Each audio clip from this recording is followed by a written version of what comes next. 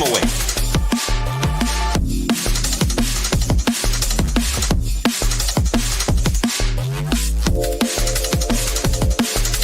Tottenham away. When we got Tottenham away.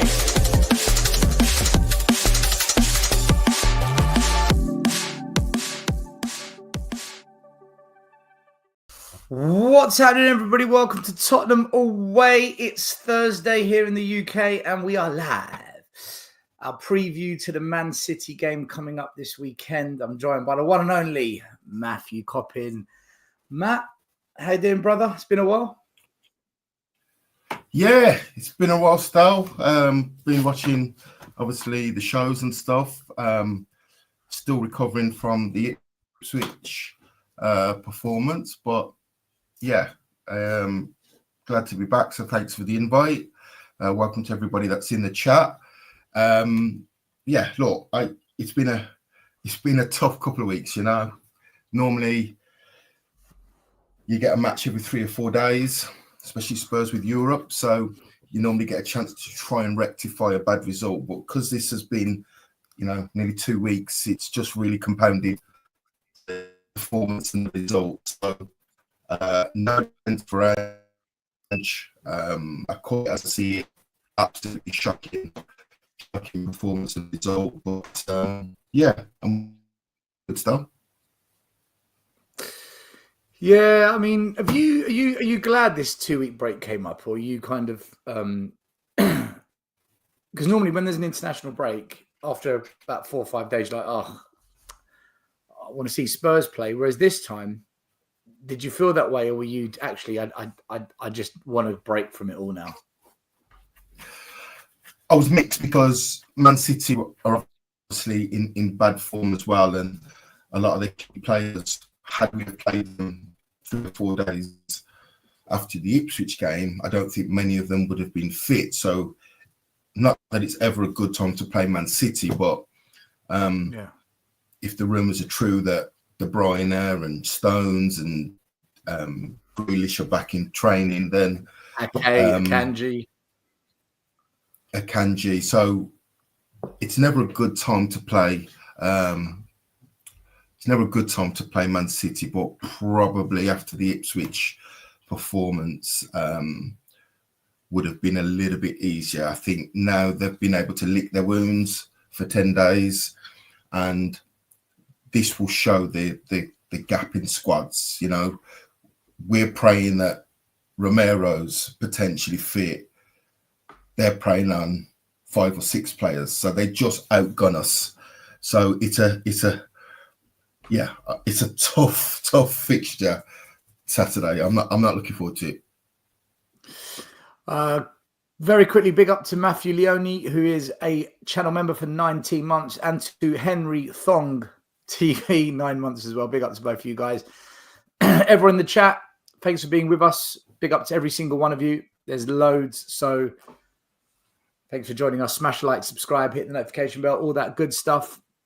So, Matthew, if we look at the league table going into this game, we are currently 10th. And some fans are freaking out because, yes, we're 10th, but we are also only 9 points off of the relegation. At the same time, we are 12 points off of top place. So we're closer to relegation than what we are top place. But for all those people that love top 4, we're only 3 points off top 4.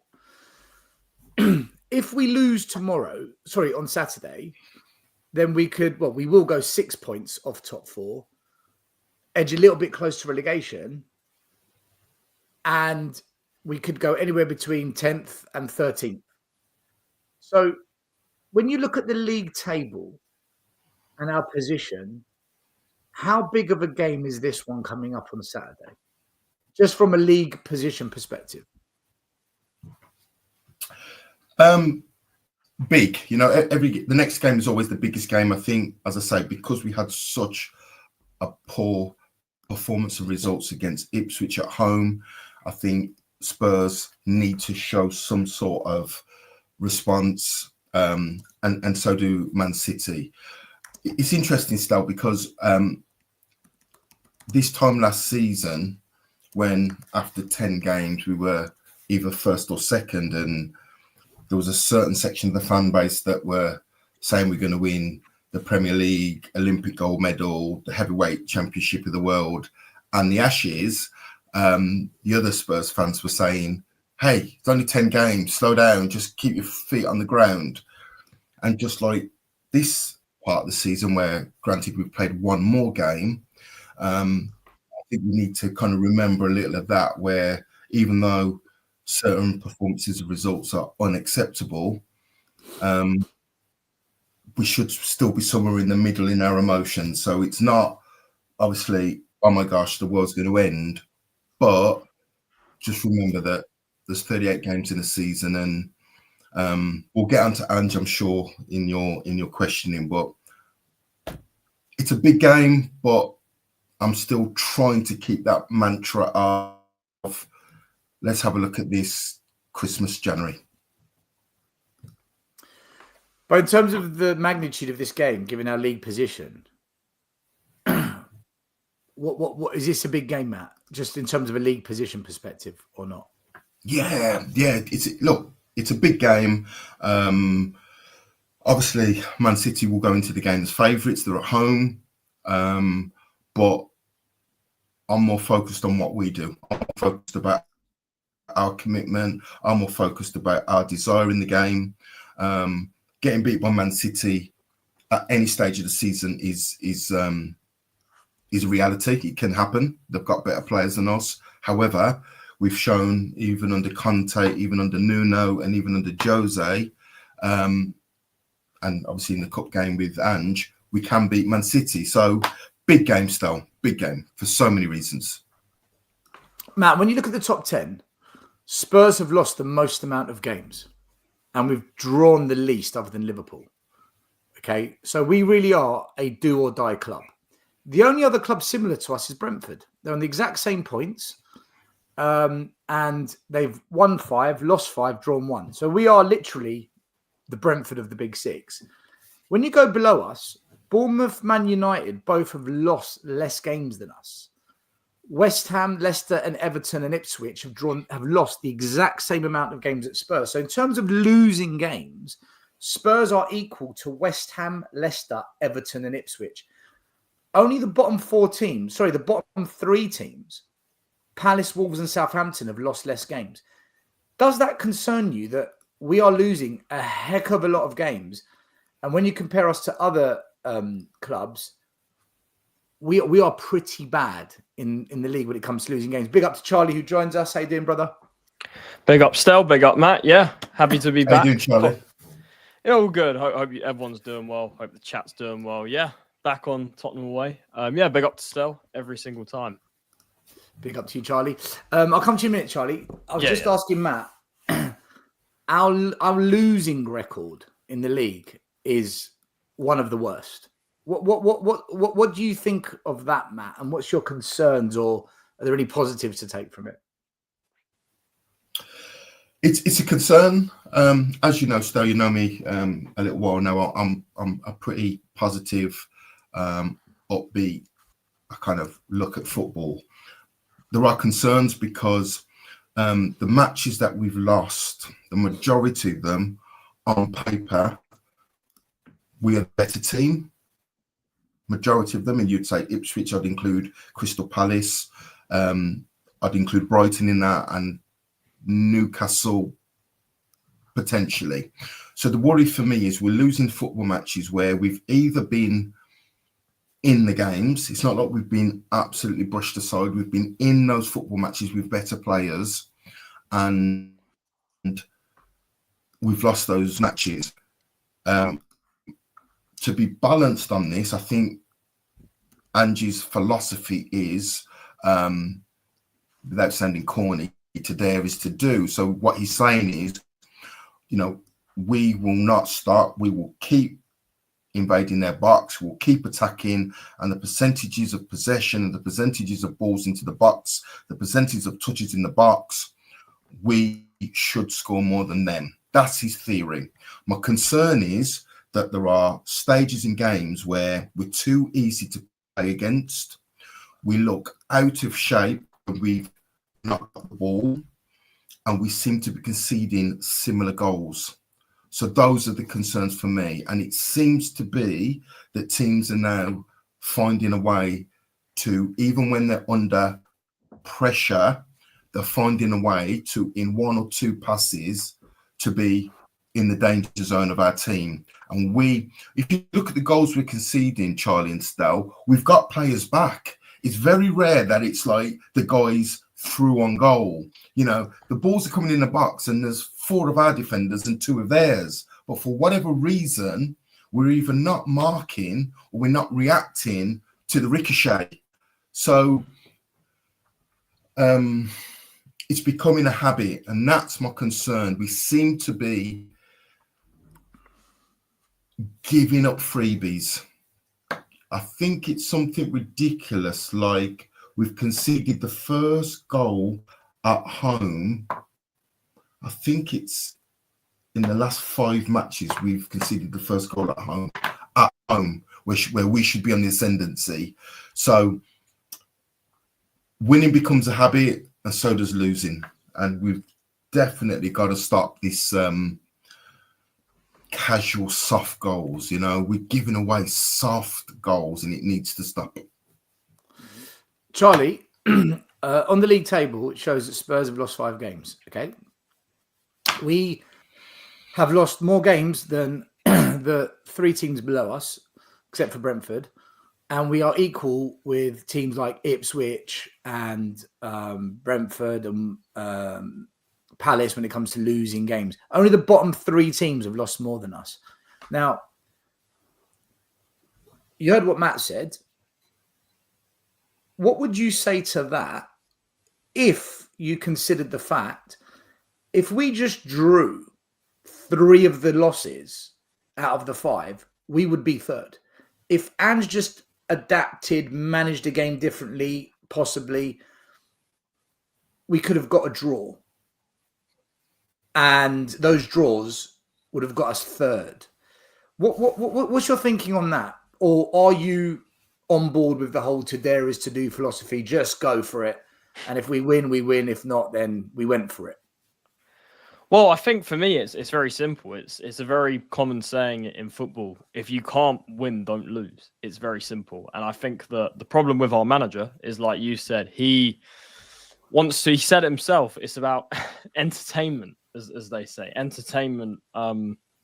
Yeah, it's shocking. We've lost 5 games, and we're lucky we won 5 games, by the way. Like if we drew a few instead of if some of our wins were draws, we'd be like right down there. So we're lucky in a way that we won 5. But well, Charlie, hold on. Which wins were lucky? We deserve to beat Aston Villa. Second half, we battered them. We deserve to beat West Ham. Which games were we lucky to win? No. I think that you're on the majority of our wins. We have won big scorelines, but I'm saying if we kind of dropped a few more points, if those wins would, because it's a fine margin sometimes. If we drew a few of those games, we'd be in trouble because of the amount of games we've lost. But then it's the same the other way around. If we had drawn some of these games that we lost, we would be higher. So it works both ways. But yeah, for me, it's one of those. If you can't win, don't lose. And I don't think our manager sees it that way. Whether that's the club or him specifically, I don't know. He says he wins in the 2nd season, so make of that what you will. But yeah, for me, it's the lack of game management that's costing us. It's the lack of kind of just seeing things out, seeing out the point or 3 points, whatever it is.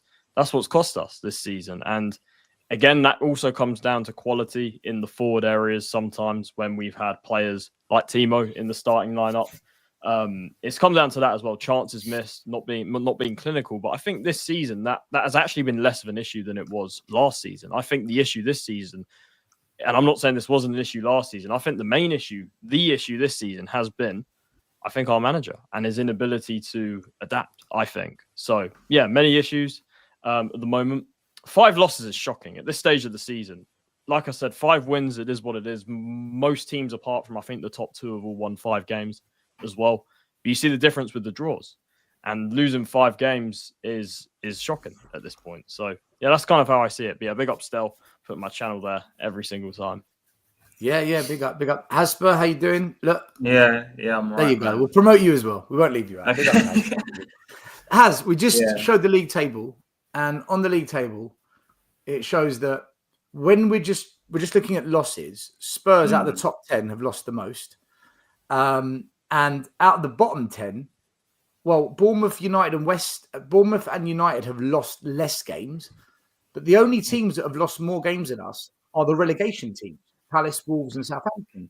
So from a loss perspective, I don't know if you caught what Matt said, but Matt said that what Ange is doing, he's living up to the philosophy of the club. To dare is to do. So he's daring to go for it.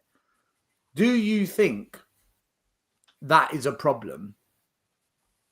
And are there games that we lost that he could have just settled for a draw, and those draws would have added up to getting us those 3 points that would have put us into the top 4? What's your thinking on it, on that, Hash? Well, you talk about the philosophy of the club, to dare us to do and all that, but I remember in the fan forum when that fan asked him about playing pragmatic football and he shot it down completely. I think that's kind of been reflected in the way we played all season, to be honest, because it's all or nothing for us every single game. And you asked for a certain game you could point to where we could have just got the point, let's say, settle for the point, whether Newcastle away is the one that springs to mind straight away, because it was 1-1. Bearing in mind we got battered 2 years in a row away to Newcastle. Even a point for me would have been a good result for not just like the club and himself, Ange, and the players as well, because this is just my opinion, right? If you're getting bad every time you go away from home, getting a point's like a confidence boost regardless, right? You don't have to actually win the game. If you can't win the game, then get a point. But that's basically the problem with Ange. He just doesn't want to just see the game out, really, and that's the biggest issue. Like, he doesn't want to drop the line. Other managers I've watched, even the most attacking managers like Joel and Poch, that everyone always, or Redknapp even, that everyone always points to, they even had instances where you could argue they could have carried on attacking, but instead they just settled for the point and said, look, we're going to a hard away game, let's just get a point, that's fine. I mean, I always go to refer to my dad, people watch me this a lot. He goes to me, if you can't win the game, just take a point, like, especially away from home. Away from home, you're not expected to win every single game, right? At home, you should be expected to win, get your 3 points, unless you're playing like a City or something. But away from home, if you can't win the game, take a point and move on. But Ange doesn't seem to want to do that. With the Brighton game, I was most worried of the fact that he just wasn't proactive or reactive in the sense of what was going on. I don't know what he told him at half time, but for me, at 2-2 at least, he should have dropped the line a bit or done something. Like, he just watched it all fall apart, really. With the Palace game, I think that was our own undoing. The other loss, obviously, Arsenal, I wasn't happy about it, obviously, but unfortunately, we just couldn't do anything about it, really. That's set pieces again. And what's the other loss? We've got Newcastle, Brighton, Palace. And Ipswich, yeah. Well, that was the worst of the worst. So, but like with that game, we were just awful. But like, for me, a lot of it is the fact that we just will not settling for draws when we can, especially away from home. At home, I can understand it more, like him attacking more. But away from home, he doesn't seem to have another plan. It's just the same mold. No, I listen. My view on this all is, I think Ange, his failure to adapt has cost us, because I remember after the Brighton game, I said, you're 2-0 up. The first 15 minutes of the second half, shut shop. Shut it down. Let them get frustrated, stifle them, and play the transitional attack game on them. And if you get the third, it's game over. Instead, we still tried to do what we always do, and they got into us and they found joy. So, got a quick super chat. I want to do it now because I end up leaving them and then they're not relevant, because the super chats are about what we're talking about now. And then I end up doing them an hour later when they're not relevant. A user says, big up to you. Has anything really changed? Last season, we started really well and fell away. This season, we fell right away. Should we wait and see what happens next? Well, yeah, that's kind of what Matt was saying. It's 38 games in a season, long way to go. So in some ways, yes. But if this losing rate keeps going on, I don't think Ange lost, because there's only so many games you can lose in a season, and we've already done 5. I want to get onto another thing regarding the league table. Okay, so if you look at the goals for and the goals against, Spurs are the top scorers in the Premier League.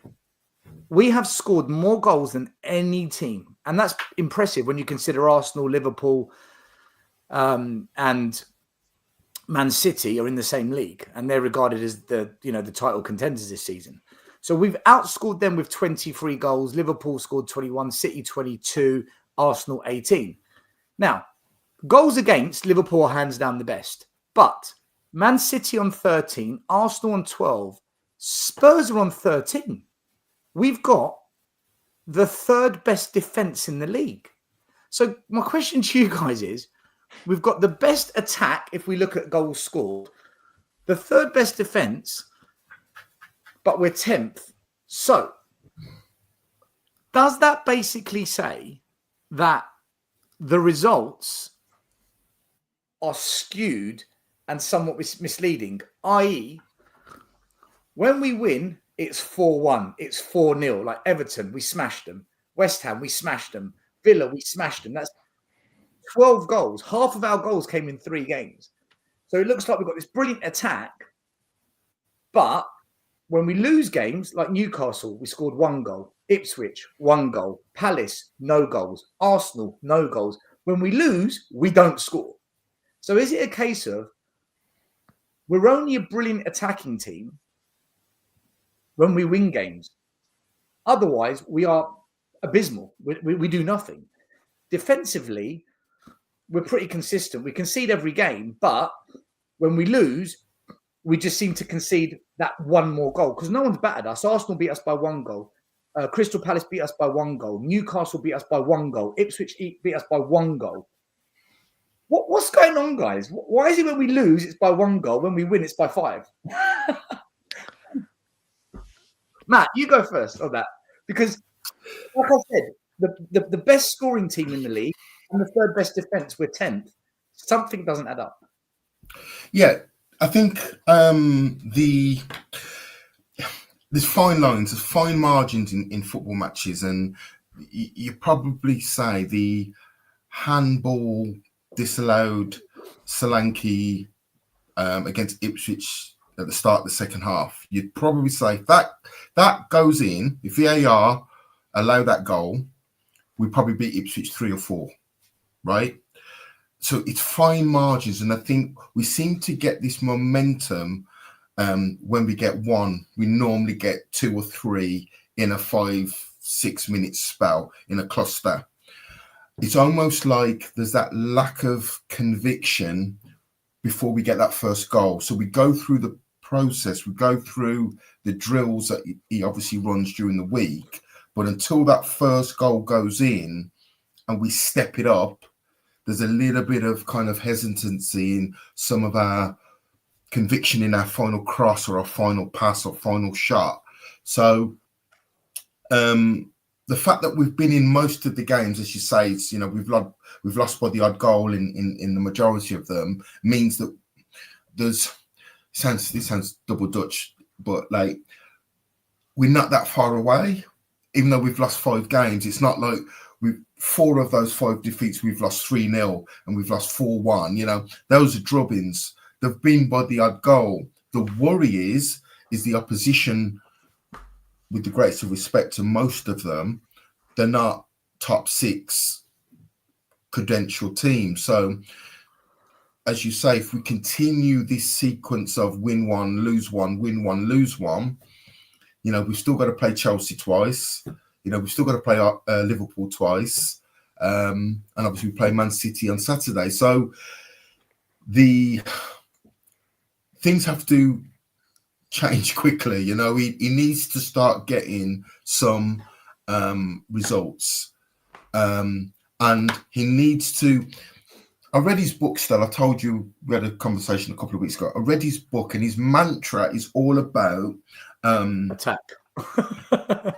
But we're not only attack, but his mantra is all about do it with conviction, mean it. If you're going to pass, mean it. If you're going to make that run, mean it. Don't think about it. Don't amble. Do it. If you're going to go and press and squeeze, do it. If a player in that system does not press, the other team have got an easy out. And if you look, there's seems to be a pattern still that we're not pressing collectively. Solanke will go to the goalkeeper, he'll go to the right back, he'll go back to the centre half, and that slight hesitancy from the next guy that's supposed to follow him, they're out. And we're totally at sea. And that's my worry, that some of the players don't seem like they've got the full conviction in attack and defence. So we're playing against elite players. This is the Premier League. Matt, we had conviction against West Ham, against Aston Villa, against Man City in the Cup at Man United. That's my point, though. If we get the first goal, normally that belief and we get those clusters, but it's almost like until we get that first goal. But we got the first two goals against Brighton. That's an anomaly. That's an anomaly. I don't think there's a pattern there. I just feel that with us, we either win big or we lose by one. And it's almost as if the games we lose by one, what I'm thinking is that these games that we lose, for whatever reason, whether it's our poor performance or the other team's tactics or just the way the game pans out, we're under pressure. I never felt once under pressure at Man United away. I never felt once under pressure when we played West Ham. I never felt once under pressure against Aston Villa. I thought they actually played pretty poorly, even though they went 1-0 up. Against Brighton, I felt pressure. Against Palace, I felt pressure. Second half, Brighton, right? Not first half. Second half. Well, they still had 2 or 3 moments where I thought, do you know what? They can get into us. But yeah, you're right. The second half. The whole Ipswich game, I felt pressure, especially the first half. I just feel when there's pressure in the game, we seem to not know what to do. Do you, Charlie, do you think it's a pressure issue? Do you think it's all about pressure?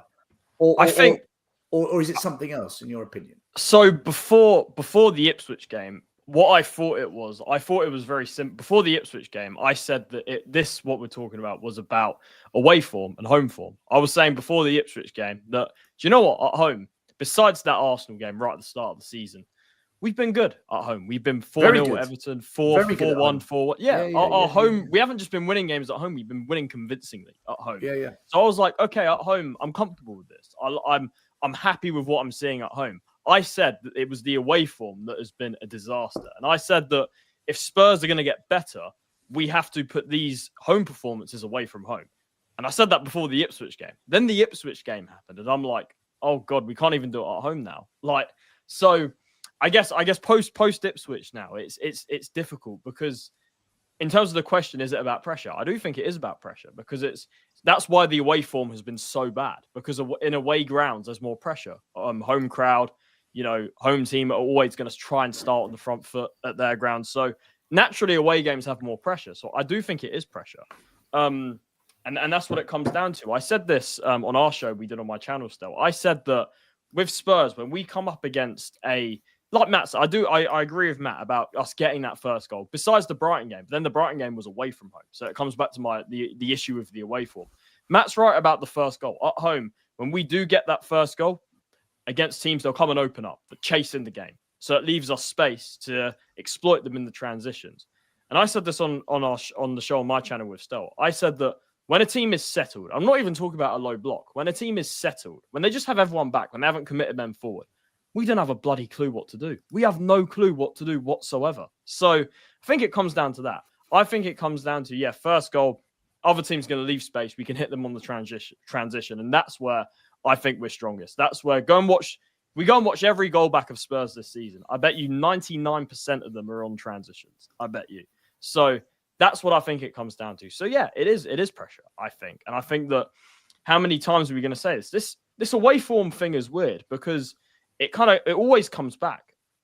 Initially, like sometimes we'll have periods where it gets sorted out, kind of get a few results, but it always comes back. I mean, Poch didn't win an away game for 6 months, and Conte had issues away from home towards the end of his time. Jose as well. We didn't keep a clean sheet away from home until like I think his second season. I think it was something like that. So yeah, it's down to those things. Before the Ipswich game, I would have said purely down to away form. Now after the Ipswich game, look, I'm worried. Because like I said, I was pretty convinced most home games that we were probably we know how to score goals. We know how to put teams to bed at home. But even now, I doubt that, to be honest. So yeah, that's kind of how I see it. It's a lot of it has to do with again transition goals. Teams when they're settled, we know what to do sometimes. So yeah, that's how I see it. Just a couple of super chats. A user, big up to you. He says, "We do well when the team get tickets to Stringfellows, which is a lap dancing club." Not that I've been. I've heard a rumor it's a lap dancing club. John Lee, super chat. Thank you. He says, "We need to score more in the middle area, open up the game. We are trying from the wing area, only trying to score from the wide areas." Yeah, we are going to get onto that. There's actually some data I'm going to bring up on this. So Matt says it's fine margins. Charlie's saying, we've got to get that first goal. And then he explained how, Conte had this problem. Mourinho had this problem. Ange has had £300 million and he's had 16 months in the job, right? Shouldn't these be things that are improving, not regressing? Because our win ratio to loss in the league is regressing. Well, you would think if there's improvements, things will get worse. For me, I think going behind in 13 home games out of 15 is quite damning because being the home side, I'd expect us personally to come out the traps quite quickly and take control of the game. And to me, whenever I watch this in the first half, especially in home matches, so of course I've got a home season to get, but we look half asleep. I had to put it this way, we look half asleep. It's like, I don't know what motivation or lack of motivation he gives them before the game kicks off, but it's almost like the players come on the pitch, they're like, I don't really know what I'm feeling, blah, blah, blah, blah. They get in the game. They like kind of cruise through the game, if that makes sense. Like mentally, I mean. Like when I watch our body language of the players, I don't seem that interested sometimes. And then it has to be like a halftime, we have to fix this now. That's the mentality of our players, it seems like. So, for example, the Ipswich game, the vibe I got from them was like, we're going to turn up and just win the game because it's Ipswich. It's like they hadn't learned from Palace. And what did Ipswich do to us? They destroyed us because we just thought they'll just let us play through them pretty much. And I think that's a problem that's been not just under Ange, but under every single manager. Like with these easier games we think we're going to win, our players just don't seem up for it.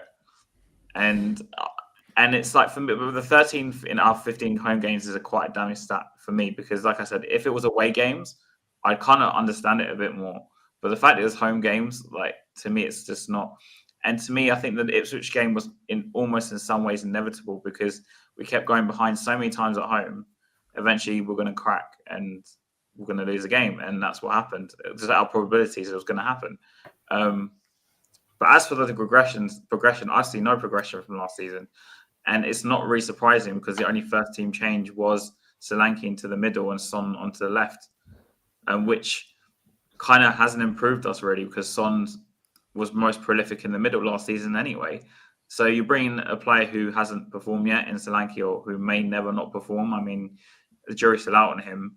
And then you're moving a most potent goal scorer onto the left-hand side. I think for me that does cause a problem. And not many people are talking about it. So a lot of it's tactical, a lot of it's personnel. I think a lot of that money you mentioned has been wasted, especially on young players.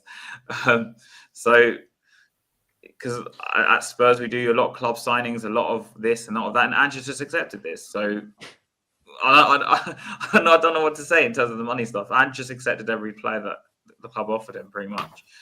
And with the Werner thing, which obviously was like yours last straw for Ange, for me it was a long time before that. But when he mentioned that Lange came up to him or something and offered him Werner, and he said, this is a player that something like we wouldn't have thought we'd be able to do. I don't remember the exact quote. And he goes, but you know what? We had the opportunity. Let's do it. And I'm like, what?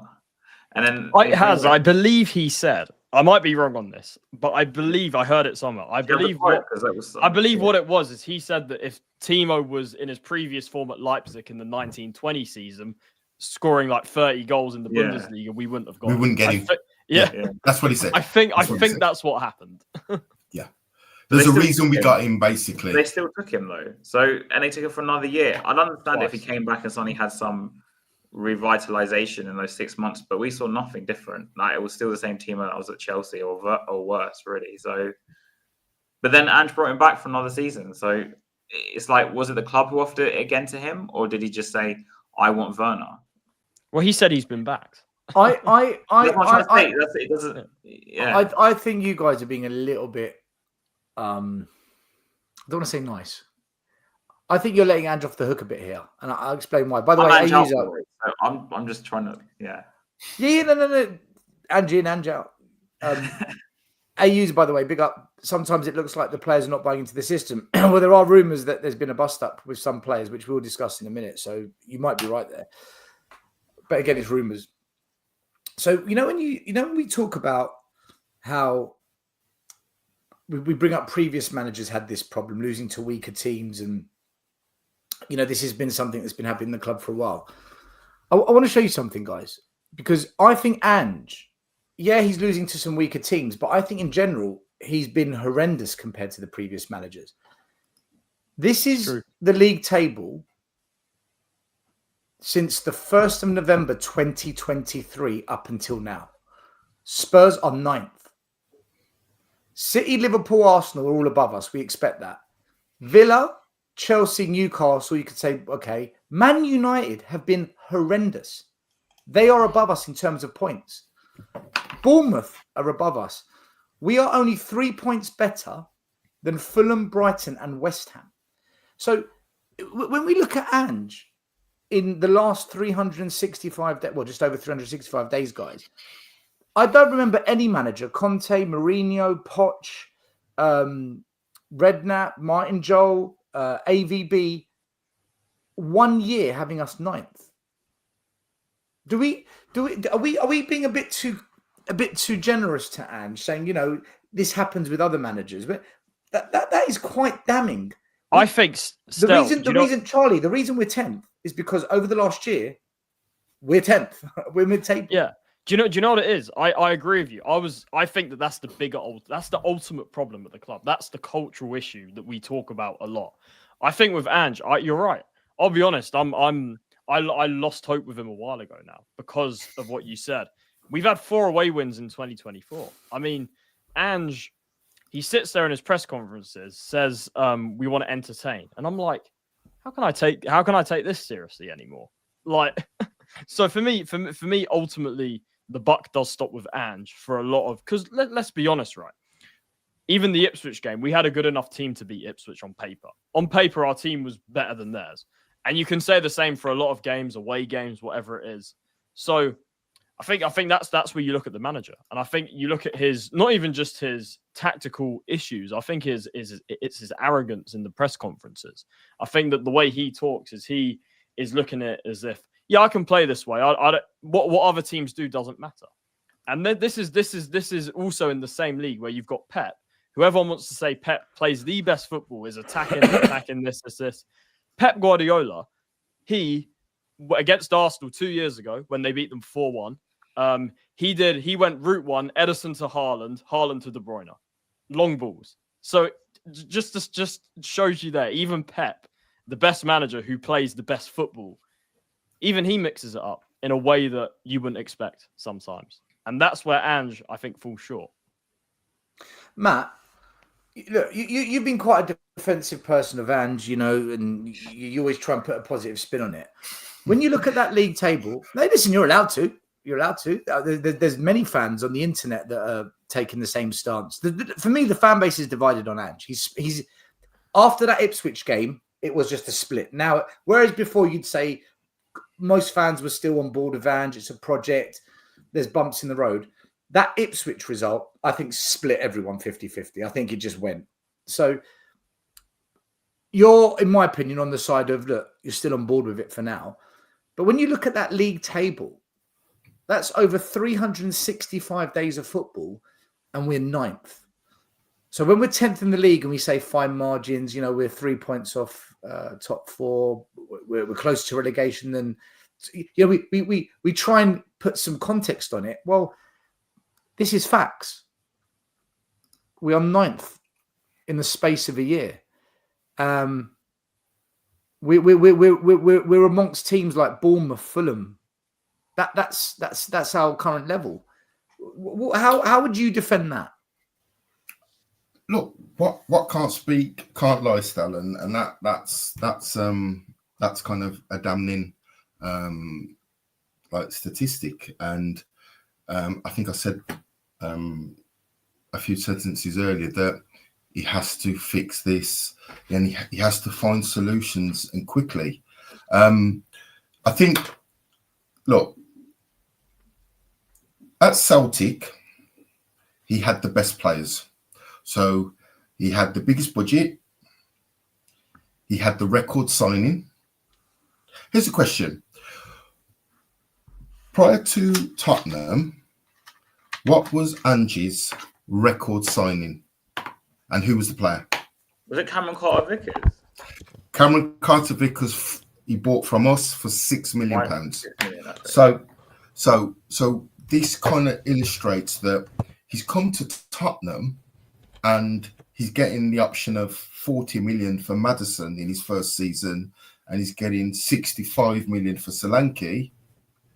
It's happy days. It's happy days for him, because as far as he's concerned, he's landed on Mayfair in Monopoly. Sorry to cut you off. I mean, no, just quickly, the most expensive signing under Ange was Jota from Benfica. It wasn't Carter-Vickers. How much was Jota? 16 million euros. Okay, that's still significantly lower than Solanke. No, I think Jota was on loan under Ange. I think he was only signed after Ange left permanently. I think Jota came on loan. Guys, we can argue his most expensive signing. The point Matt's making is way behind the cost of the the point Matt's making is Ange has never spent big money on anything. That's the point he's making. Yeah. Well, he had the financial backing. Let Matt finish. Sorry.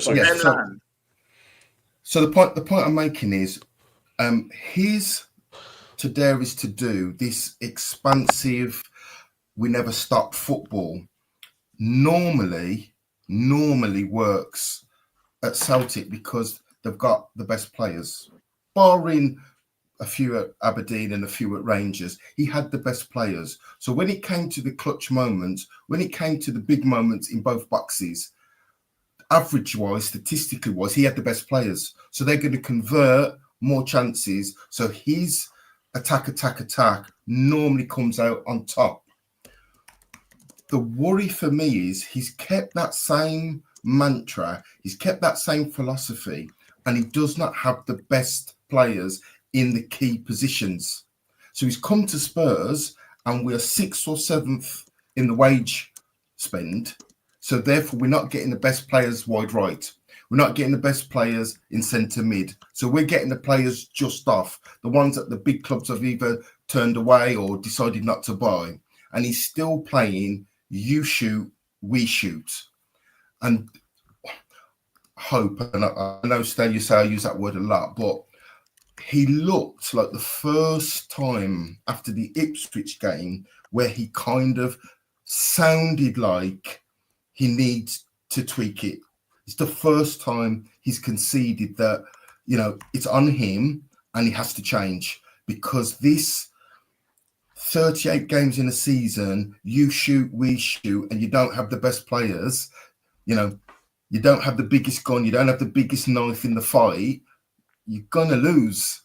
And that's what's starting to spread. That's why, we've lost 5 games this season, because we don't have the best players. Had you had the players at Liverpool or Man City playing you shoot, we shoot, there's probably 4 more wins in the column. So that's my concern. Yeah, go for it. Yeah, so personally, I don't believe, even if we had the best Messi, Ronaldo, or Neto and Eze and Gallagher that we were linked with in the summer, that things would be that marginally, vastly different. Sorry. The problem with Ange is that as I alluded to, home and away we play the same tactics, which is what partly is a contributed to our away form being so horrendous, because we still play a high line, coupled with the fact that we may score more goals, as we alluded to. We are one of the high scorers in the league. We probably might have a bit more in the goals column. Say Neto might have got like one more goal, 2 more goals, but in the back of the net and the style we play to see out games, I don't think would exist still. Because even all you do is say you got Gallagher in, he would have switched, say, Sarr for Gallagher, and with Neto, you would have say put Neto instead of Johnson, just as a little thing. But would that make a vast difference? I don't think so. And so for you to say, and by the way, I'm nothing against you, for you to say, oh well, if he had better attacking players or Pep's players, I still think we would still have similar results. It might not be as bad. Like we might have, say, one extra win or something, or one more point, but the problem is we don't draw games. So he would just still tell Haaland, De Bruyne, and whoever else to stay up there, mate. We're like 2-1 up, but there's 5 minutes to go, but still stay up there. And then we'll probably concede an equaliser or another goal straight after. That's the problem. It's not like, don't get me wrong, I don't rate a lot of our players, but I do think we could be getting more results with the players we've got. I think, do you know what it is? It's quite simple, because we've got the highest amount of goals in the league, and our defense is the third best. The fact that we've got those and are still 10th, I think that says everything.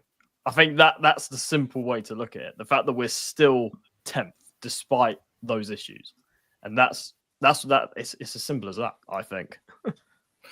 I think. Go on, Matt. Sorry, go on. No, go. I was just going to say, the Ipswich, if we beat Ipswich, we're third in the league. So that's why I said earlier that it's fine margins. It's minute margins. But Matt, do you know what the problem is, Matt? Matt, do you know what the problem is? You're right. The problem is, we didn't play like a team that wanted to win. We didn't look like a team. So that if is it's not like, oh, we were just almost there. It's a big if, isn't it? It's a big if. Go on. Sorry. No, just quickly. And like you said, if we beat Ipswich, but look, we were 2-0 up against Brighton, and we still bottled it. Like, there's too many games under his management where he didn't care about managing the game and taking the 3 points, or maybe the draw. Look at Newcastle. We could have had a point. We could have so many less losses this year. But he chooses to be like gung-ho, playing 2 center backs instead of focusing on the defense. And now look, we have one of the worst records, like conceding and losing away from home. Is that Dietrich at home and away with these tactics? Dietrich, is that because it's about entertaining? I mean, he said it. It's not the Brighton game. But he did say it though. He did. He did, but his problem, like, for me, entertaining, like, you can ask any fans, entertainment, it's winning the game. Do you remember when we won against Aston Villa? All the fans were celebrating, dancing around, like, in the high road, like a bunch of idiots. But sometimes, I swear on my life, Liverpool, even when we play under Conte, like the low block counter-attacking, it was much more entertaining than what I'm watching. 100%. Passing center back, full back, DM. It's not entertaining to watch. But can I just quickly say?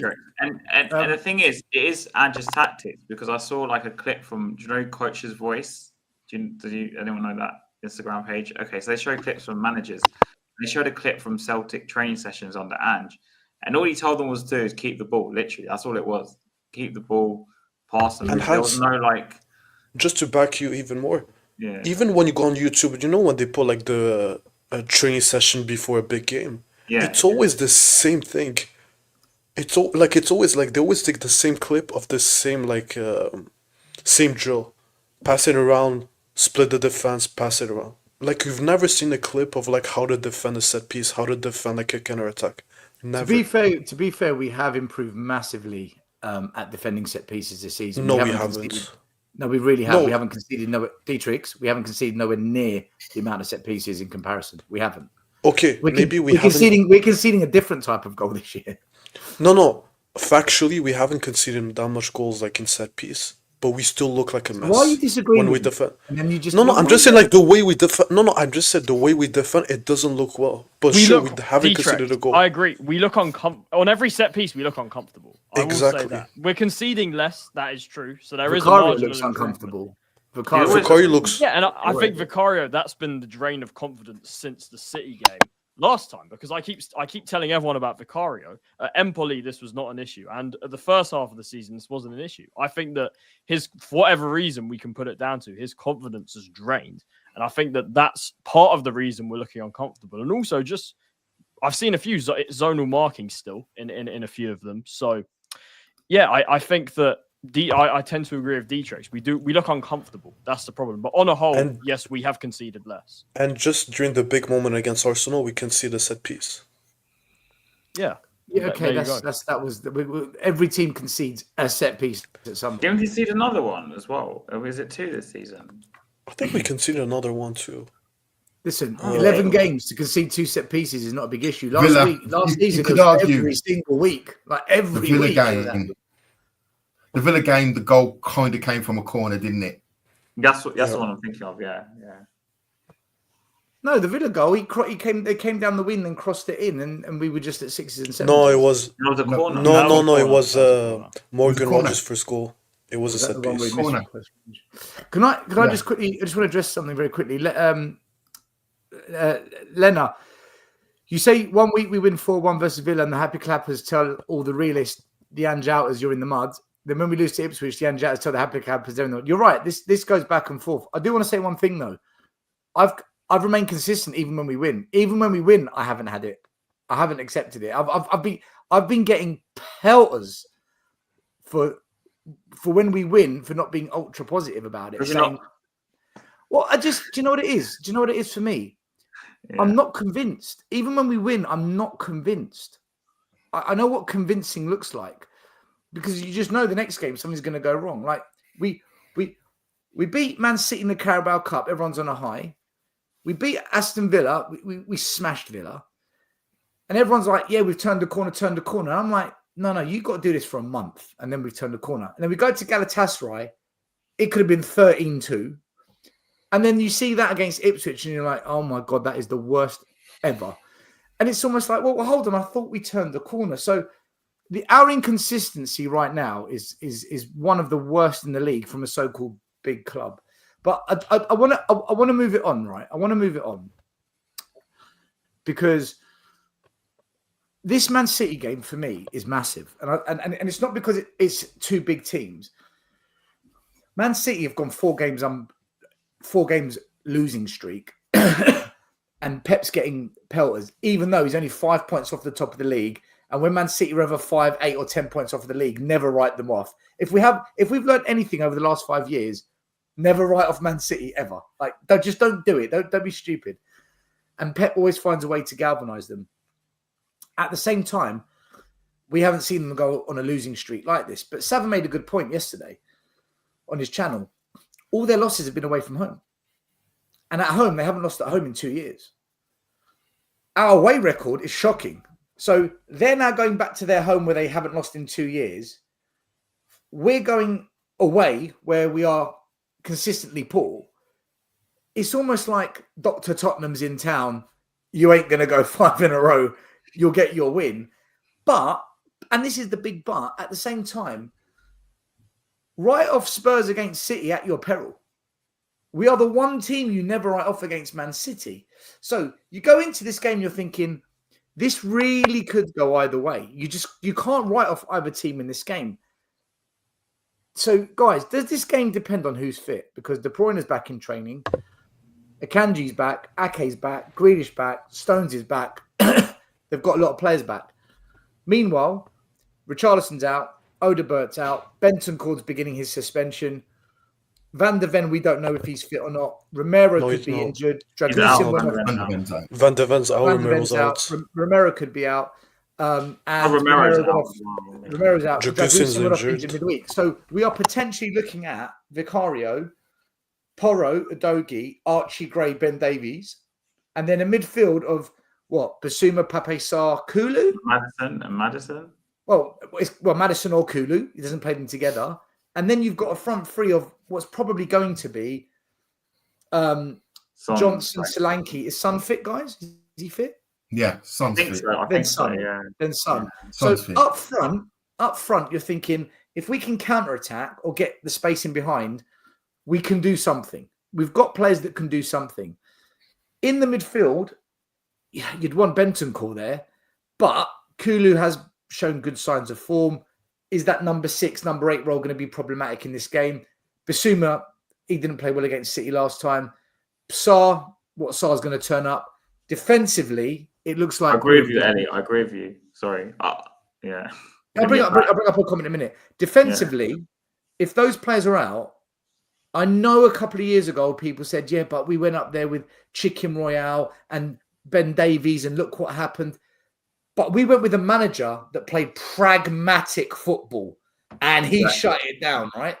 This manager, guys, if we go there with a depleted squad, is Ange going to change it? Matt, is Ange going to change it?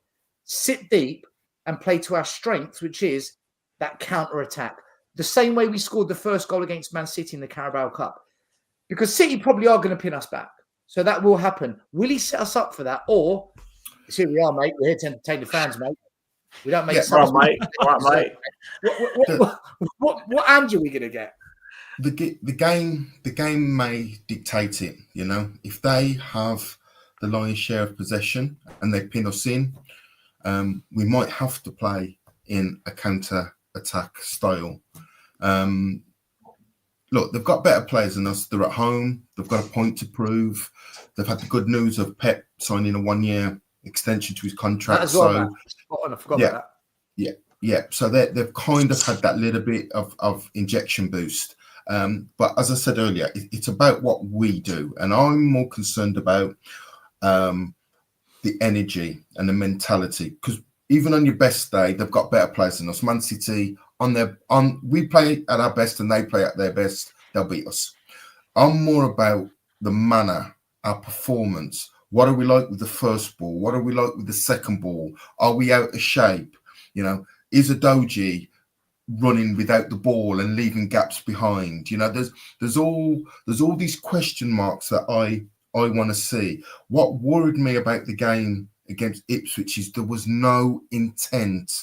You know, they played through us so easily. We had times to get back and recover, and we did not show the energy. When I played football, the coach always said to you, the first thing, the bare minimum, energy, the bare minimum. Whether you're on your game today, whether you can clip things into the top corner, that comes and goes. But I will not accept anything less than 100%. And that's what worried me in the game against Luton, that we just didn't show the application. So it might help. Again, I'm trying to clutch at straws here. It might help with somebody like Ben Davies, who knows his limitations. So he's, you know, Ben Davies pulls people.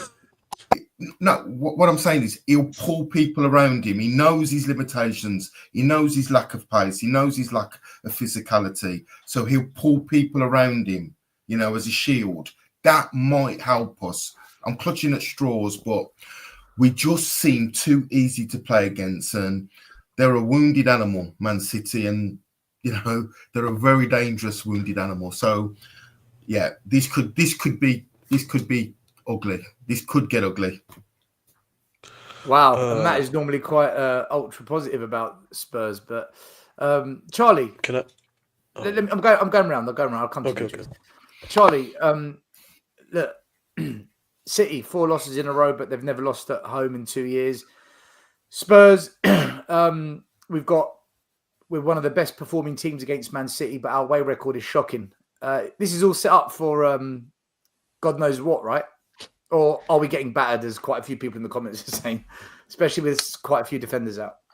Yeah, well, it is interesting. I mean, what is interesting is Pep's lost more games against Spurs than any other team in the Premier League. So that's just an interesting stat there, incredibly. But yeah, no, look, if Van der Ven's out, if Romero's out, then we're in trouble. I mean, Davies and Dragerson, they did well against Villa and stuff, but Galatasaray and Ipswich was a disaster, complete disaster. But Yeah, no, this City game is interesting because it's one of those where, look, last season we went there with Chicken Royale and Davies as the two centre backs, and we did get a draw in that game. It was the game last year. I know we ended with the draw, but it could have been different, to be fair, because first half we got battered. We got somehow Yeah, we did Haaland missed a lot of chances, didn't he?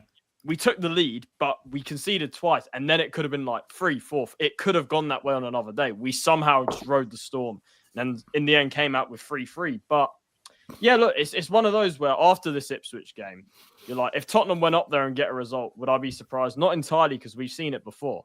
And I think that the big factor in this game, I think, is Pep signing that new contract. I think I explained this on my channel on the video I did about it. I said that Pep, the timing of his contract extension is very interesting because Pep is a manager, and these top managers, they want to have that hunger. They want to have that motivation. And I think that the fact that he's lost these games kind of says to him that, look, there's still something to fight for. These guys, they love to dig themselves out of holes to prove that they are kind of the elite managers and stuff. So the contract extension timing is very interesting. And I think that in terms of, look, he's signed it while they're in this rot.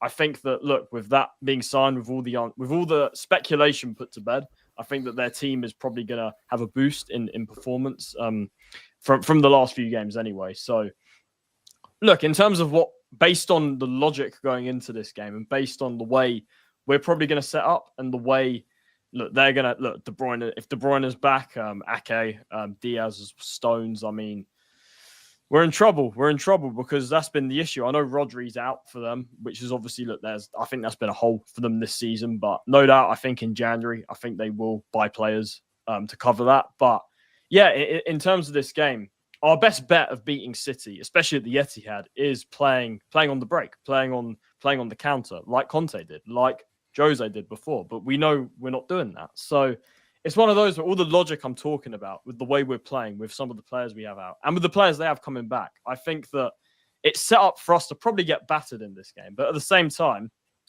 look, it's one of those where with Spurs, when we don't expect it, we somehow pull something out when we just never saw that coming. It does happen. So there's that. You can't completely rule it out, but yeah, logical kind of footballing reasons would suggest that we're probably gonna go up there and lose pretty comfortably based on that. So there you go. I think that's a general consensus what most fans think. Dietrich, so Spurs are playing your team, Man City. How do you feel? Up the City. I hope they win, but no, honestly, I'll be back in City because it's more of a selfish reason because I want to see Ange fired. So that's why I'm going to be back in City on Saturday or Sunday. I don't know when it's the game. Saturday. Yeah, I'm not excited, but anyways. So I'll just say, you know what's my real issue with this game is people are going to say, Ange changed the tactics, he played a low block, but we all know City's going to have like 60-70% possession. So that's out of choice. But people say, he changed his ways, he played a low block, more pragmatic, he is going to do that. I know it's not going to happen. I know that's out of his choice, and you all know City is the juggernaut, they're the best team in the league. What if Man City pin us back with lots of possession in our half and around our box, and we naturally drop back because they're just outplaying them? No, I don't. We end up playing a transition game because of the way City's dominating. No, I would be happy if if it's gonna happen. But my problem is fans are gonna say, Ange changed his ways, which is not the case. It's just City pinned us back. For me, it's more like the narrative that's gonna come after the game. That's my biggest problem.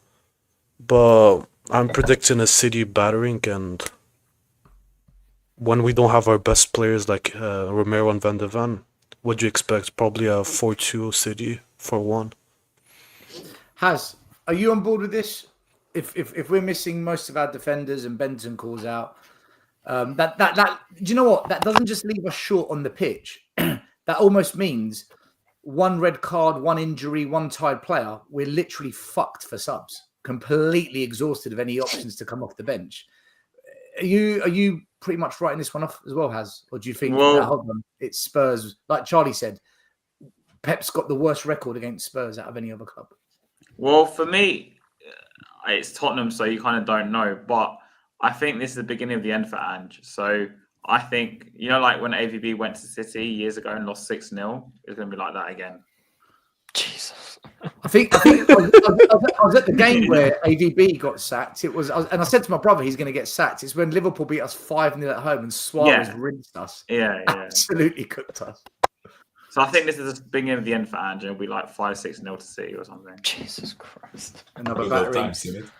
Michael, good to have you on the show, brother. How are you seeing this? Because you always kind of give both sides of the coin, and then you end up just sitting on the fence, like a really boring fan. Just my casual fan sitting self, right? No, but in all honesty, I always say that I basically say what you said. I usually say what you said, which is you don't write off Spurs against City, whatever, right? Not this time for me. No, I don't see it this time, right? This game makes me regret selling Haaland in the Fantasy Premier League, right? I honestly regret selling Haaland, right? I was thinking, I'm gonna be smart.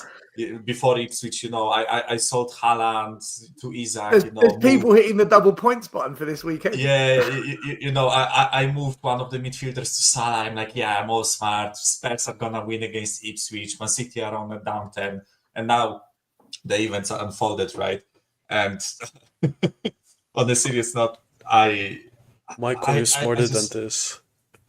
You're smarter than this. I just don't see us getting a result against them, right? I think there is too many narratives going around where it works against us, and I know like everyone will say, "Oh, that's when Spurs show up," right? I just have a feeling this season we are kind of running out of that luck. And I think I said it before Ipswich, and I said it after Ipswich, right? If you concede in 13 out of 15 home games this calendar year, right? Eventually your luck will run out. Eventually, just as Has said, right? Purely by statistics, you will lose a game, right? You cannot concede to Villa, concede to West Ham, concede to all the other teams, right, that we played against, and suddenly expect a miraculous, turnover, right? So in this regard, our luck ran out, and I think this time the luck will also run out, right? And yes, City went through a bad patch, but as you said, they have like 5 senior starting 11 players coming back to play, right? We will probably most likely be without our center back partnership, right? I just cannot see us getting anything from this game. I'm not necessarily in the camp of it's gonna be a 5-0 or something like that, right? I don't think that it's going to be that harsh, but they will definitely win. I'm 100% sure of it. And if it doesn't happen, then happy days. Yeah, Sava, welcome to the show. Do you think the momentum has swung this week with the Bentancur suspension, our defenders being injured, rumours that there's bust-ups in the camp, and meanwhile at City, Pep's got a new contract, players are coming back, they're now playing back at home. Has all the momentum just suddenly swung that way, and therefore it's a given we're going to lose this game? I don't think the momentum was ever with us anyway. I think this narrative that we always do well against them, I think it's pretty 50-50. If you look at the last 10 games, I mean, they've won 5, we've won 4, and one of them was a draw. Look, it's Man City, right? It's Man City. On their day, they're the best team in the world. So on their day, they can slap anybody up. Look, they've not been playing well, but we talked about this yesterday still, right? They don't lose at home. They don't lose at the Etihad. Pep Guardiola, he's right. He's on Sky Sports right now. That it's a 2-year extension, not even a 1 year. So it's not like we might be staying for a little bit.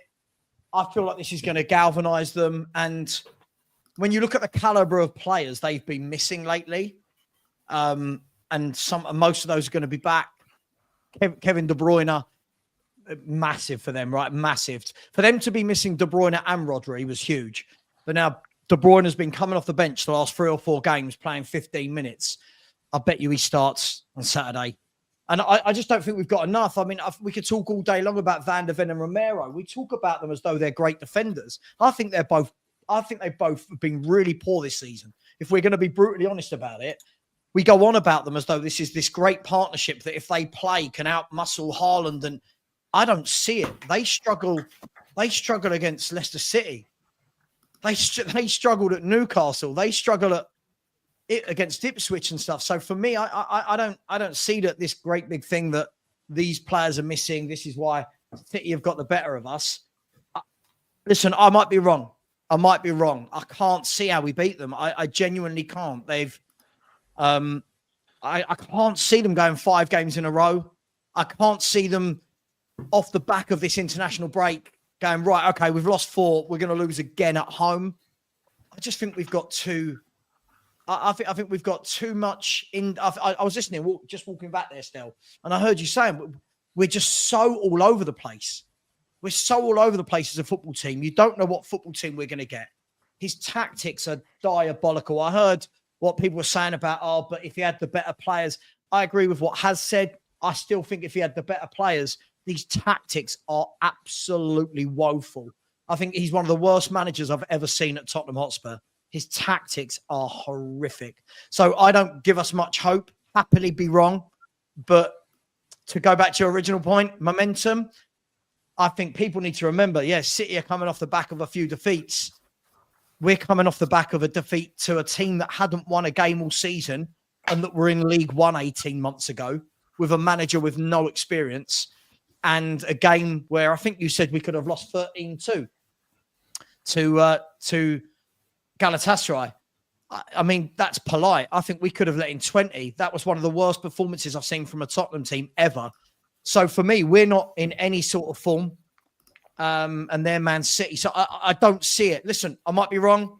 Stranger things have happened, but I think City will get themselves back on track. Sorry if that's negative, but sorry, last thing. All this talk about how we'll play against them. Man City will dictate how we play against them. Yeah. Ange won't decide that we have to sit back and counter-attack. Man City will have all the football. They'll decide that we sit back and counter-attack. And that's not Tottenham. Man City do that to everybody. So I'm not looking forward to Saturday. If I'm honest, I'm really not looking forward to it still. Sorry, guys. I know that's really negative. Hello to everyone. Sorry. That's not my coming from a Gunnar. Right? That's been the general feeling. That's been the general feeling of most fans tonight and in the comments. Are we completely writing off Spurs here? Because I'm not trying to defend Tottenham here, because I think we lose this one as well. But we have been in this situation before where we play City and by hook, by crook, by VAR or missed chances, we grab a draw. Are we completely writing off Spurs pulling a rabbit out of the hat and walking away with a point from this game? Having said that, it'll be our second draw of the season if we do. So... or am I just clutching here? Anyone can go, by the way. It's possible. It's possible to get a draw, lads, right? I don't think anyone here would... If we draw on the weekend, no one's going to go, oh, my God, right? Yeah. It's possible. It is possible, but I just look at how Ipswich ripped our defence apart in that first half, getting in behind. I look at how Galatasaray ripped that defence apart. We're now playing De Bruyne, Haaland, Foden, and still, last thing I'll say, sorry, I'll pass the baton to someone else. I said to you last night, if you actually look at the first halves of Sporting Lisbon and Brighton, Man City should have been out of sight in both games. So it's not beyond the realm that Man City could just go boom, boom, boom. They've not been in form, but they could. So To further prove what you said, right? The reason why they haven't won those games was because Haaland was like off form, let's call it, right? But the issue is he's now on form. He's got like 5 goals in the international break. I know the competition wasn't the greatest because they were playing against like Kazakhstan and someone else, right? So I know the opposition wasn't the best, but still, like the confidence boost, the self improvement, right? That he got from that. I don't know. I just don't see a way where we stop them from ripping us apart, right? I just feel like we always defend it. No, but honestly, seriously, right? No matter who played in that backline, right? I feel like we always defend the same way, right? We are extremely narrow with the back four. We don't really have like personalized drills against players that the opposition has. I don't know if you guys know. Of course, all of us have mentioned it, right? What am I saying? It's like we don't prepare for the opposition. We prepare for the way we play, right? It's always we go our way, we do our thing, right? The issue is when you play against teams like Liverpool, Man City, Arsenal, right? I always say the easiest example ever, right? When you play against Liverpool and there is Mohamed Salah on that right wing, you double up on him. No matter what team you are. Man City doubles up on Salah. Arsenal doubles up on Salah. Everyone does it, right? Except us for some reason, right? And this is something It's who we are, before mate. Yeah, it's who we are, mate, basically, right? Before the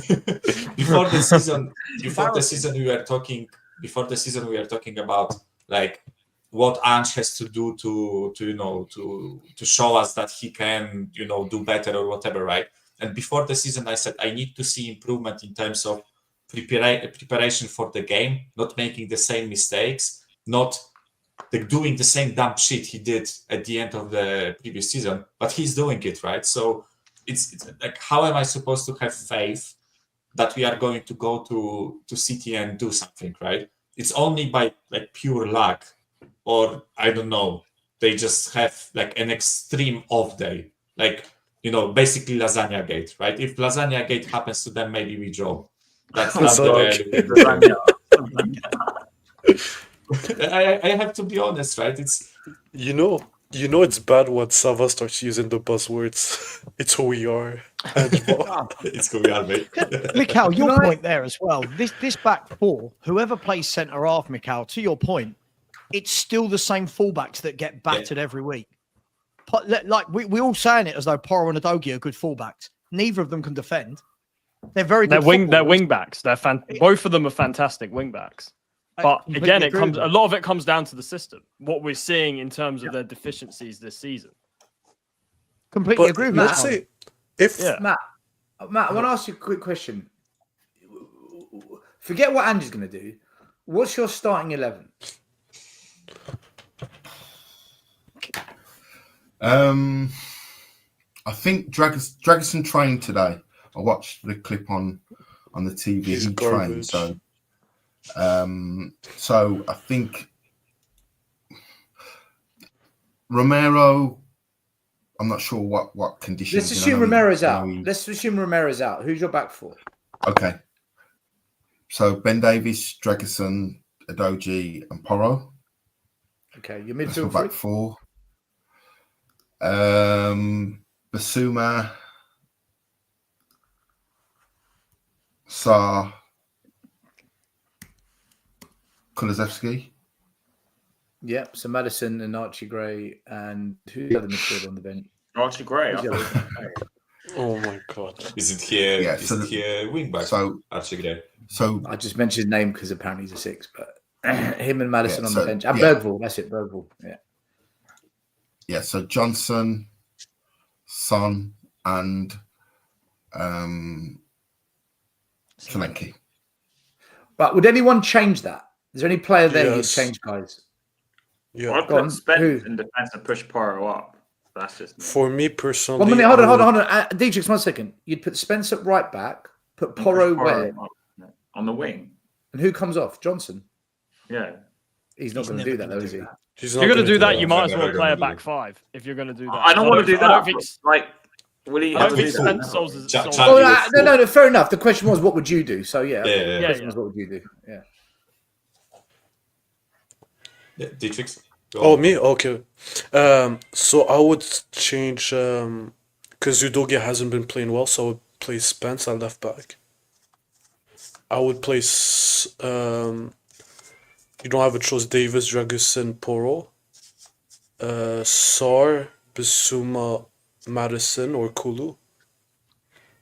And It can't be all. You've got to pick one, Dietrich. no, I'll play. No, actually, I'll play Kulu because Madison, he has fallen out with Ange.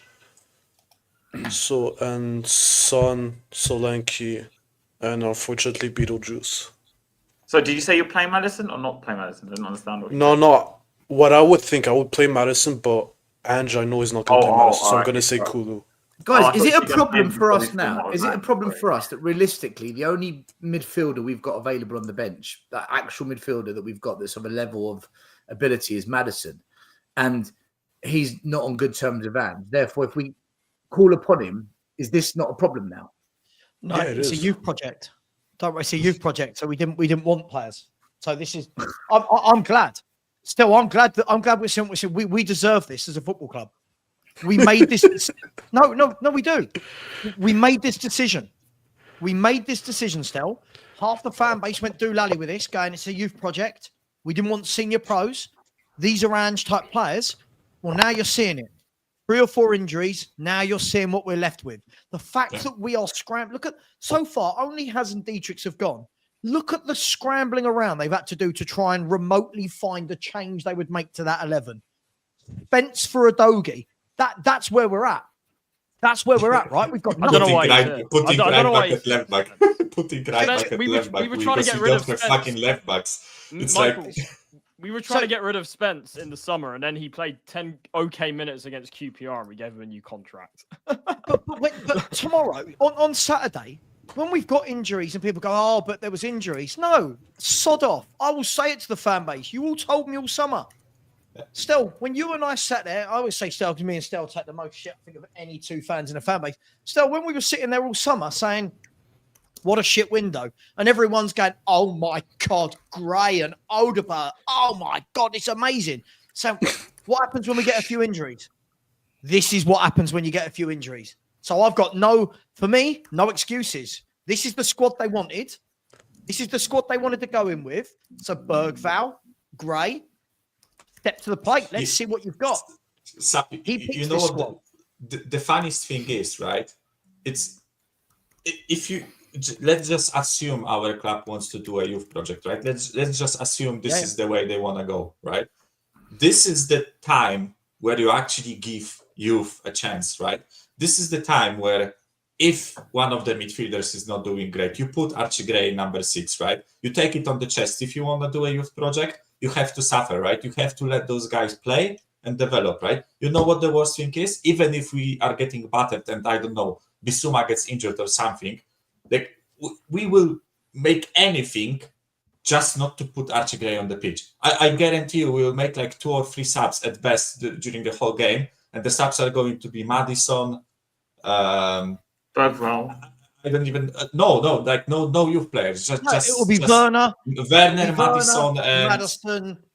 I and reckon who else? that We could don't- be it. That could be it. In Yeah, the that- in the that- in the that- 80 in the that- 85th minute. Oh, Werner too. Werner's coming on. Michael, I It will be disagree. in the 85th minute. Michael, I disagree with you on this, right? I do disagree slightly. When we had Stellini as manager before the game, the Professor thing. people were calling about, you got to go with the youngsters. And I said, this is the worst way to develop a youngster. Don't throw them in the deep end, right? Man City away, off the back of a loss to a relegation side, is the worst game to develop a youngster. You see, with Mikey Moore, we slowly brought him into these games, these easy games in Europe, and he shone. And then he had that game at Crystal Palace away, and let's be honest, he drowned along with all the other players. So I think trying to implement Project Youth at City away will destroy some players. No, but I get where you're coming from, but from a development perspective, I think it's the worst time to do it. That's true. I'd Right? rather give him a go at Southampton away in a couple of weeks' time. My point was, it's not the best for them, for the youth projects, right? But this is how we've built this squad, right? Rather than going from senior pros and loaning out the youth, we decided that we are going to build our squad on those youth players, right? We have plenty of them in the squad. So right now, where the seniors are injured, it has to be them that play, right? But they won't. My point was more about Ange not giving them like any game time. And it's not only about like City away. We have plenty of other opportunities where we could use Archie Gray as a center mid, right? In a Premier League game against West Ham where we are winning 4-1 and we are not doing that, right? So it's like, I'm just so divided, right? Because I think you guys also mentioned it, right? If someone from the club came out and said that it's a youth project, maybe we could get behind that, right? Maybe if someone said to us, right, we are going to suffer for a bit, right? We are going to give those guys a chance to develop, we would stomach it, right? But the issue is that we kind of know it's a youth project, but it's not really a youth project because youth gets no game time. And It's not a youth project, though. yeah, I mean, but judging by the transfer window, it kind of is. Right? I'd agree with you if Bergvall, Gray, Odebert, all these players were playing regular minutes. Yeah, that's my point, right? Judging by the transfer window, it looks like a youth project, but it's not because the youth doesn't get, opportunities. Do you think, Mikhail, right? do you think the funny thing about Gray, if we're talking about Gray going into a game, it's almost as if it would be great if this wasn't our first game of the season. And imagine we'd already had loads of games in which we could have tried Archie Gray out in centre mid. I know this is our first game of the... Oh, no, wait. There's been plenty of games where we could have given Archie Gray some time in the middle to get him used to playing there. But Ange hasn't once. Karabag, Ferencvaros, AZ Alkmaar, they're Coventry. Those 4 games, that's where you go, Archie, we paid £40 million for you. Go and play in the number 6.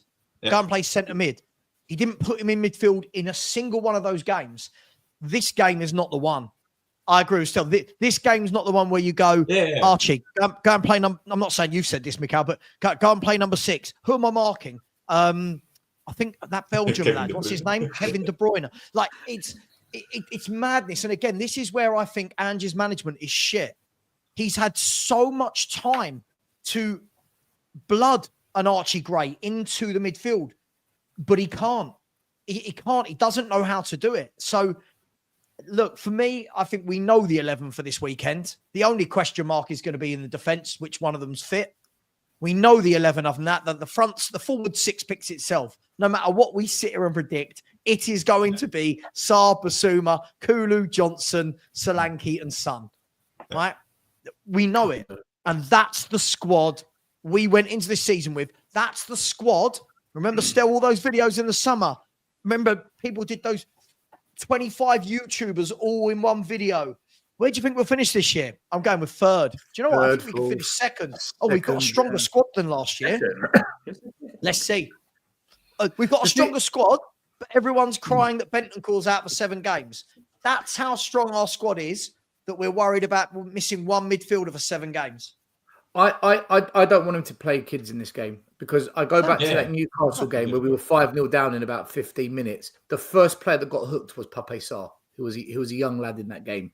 And if we get pummeled by City in that first half, Bergvall off, Gray off, and that's what's going to happen. And I don't want that, because that's... I wasn't even saying about starting them, right? But I was purely talking about substitutions. If we're 5-0 down, bring them on. The game's done. Just let them have a run. To be fair, I will say this. I guarantee he won't. Even if we are 5-0 down, he won't bring them on. Maybe for last 10 minutes at best. So sorry, Charlie, go on. I was going to say, I will say this. Ange did bring on Mikey Moore against City last season, where we were 2-0 down, to be fair. But then, and in the Europa... the game was done, though. It was done. So I'm saying we could... If he is going to play youth players in this game, we could see it will be a similar situation to that. But I will say, positionally, like Sava said about Gray in midfield, I agree. But in the Europa games... He started 5 teenagers against Ferencvaros, and I think about 3 or 4 of them against Galatasaray.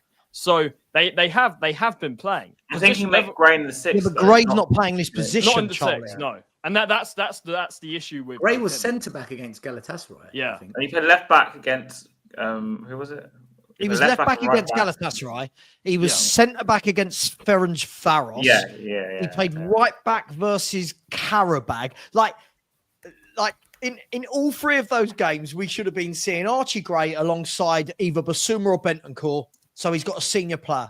But no, Ange didn't want to do that. And now we're going, should he play against Man City? No, he should not play against Kovacic and De Bruyne. No. But then again, do you know what this comes back to? It comes back to the fact that in the summer, all the leaks came out saying that we're not signing a 6 because we think Gray and Bergvall, we think they're it right now. That's what they said. They said we're not signing a 6 because we think they're the guys. Well, if they're the guys, why are we not playing them? If they're the guys, You got a like you point. said. You got a point. I'm sorry, They I've just said got to that's interrupt. I've got to allegedly, interrupt. that's why we didn't sign enough in the Here we, team. here I've we got go. to interrupt. I've got to here we go. interrupt. So, sorry, Charlie. Sorry, Charlie. Big up, Charlie. By the way, yeah. They got Mr. I'm not hearing these excuses.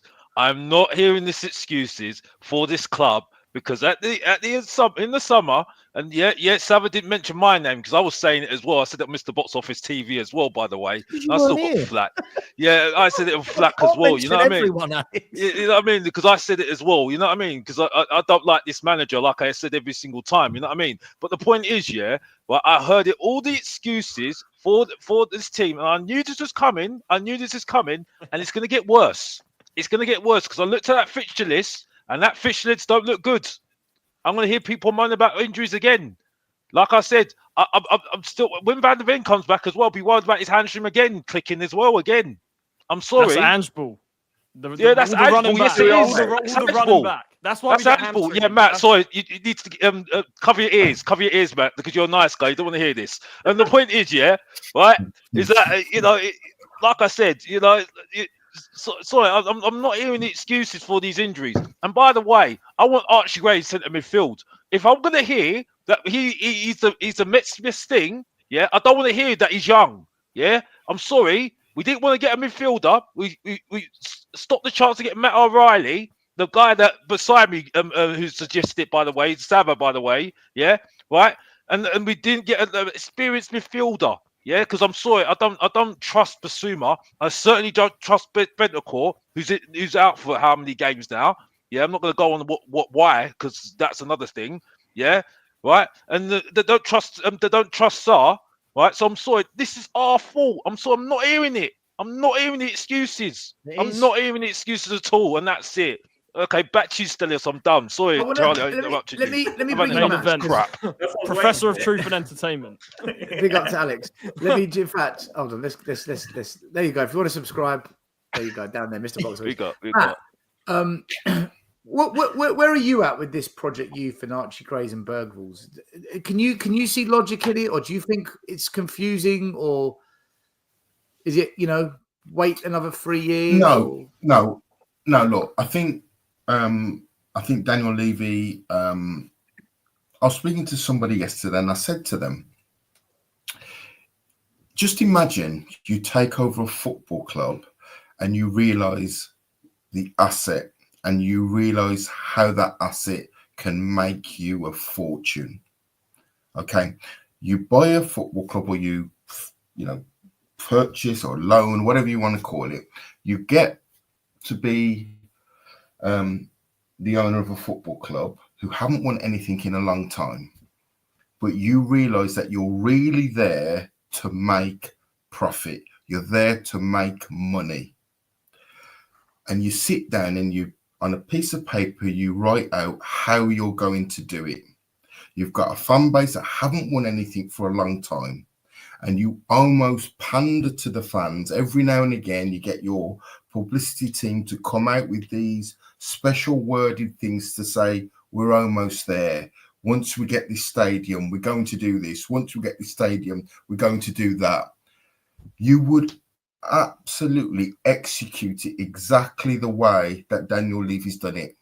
He has no real interest in winning, because if he gets close to winning, he's got to spend more money. What's that got to do with the youngsters, though? Yeah, that's I get what you're saying, but what's the link to the youngsters? Well, basically, he's trimmed the wage bill.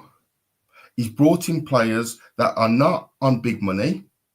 He's reduced the outgoings, and what he's done is he's bought himself some more time by bringing in Ange. So these youth players, to me, are just a replacement for Højbjerg. It's a replacement for Lo Celso. But Højbjerg was on £90,000 a week. How much is Bergvall on? How much is Archie Gray on? So you think it's not Project Youth, it's Project Wage Bill Cut. That's why we brought in the youngsters. It's Project Levy. That's what it is. I want to counter. I want to counter. As much as I love someone bashing Levy, as much as we love to hear that on his channel, I want to put some accountability on this manager's head. Right? I'm sorry.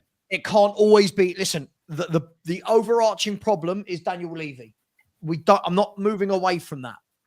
This manager, out of his own mouth, I do not want leaders. You can either acquire them or you can develop them. Yeah. I prefer to develop them. This manager said that. He had no need to say it. He has said that's what he wants to do. So I am holding the manager to his words. So he chooses that he wants youngsters. Either that or he's lying. I win in my second season. I wait, hold on. What, Matt?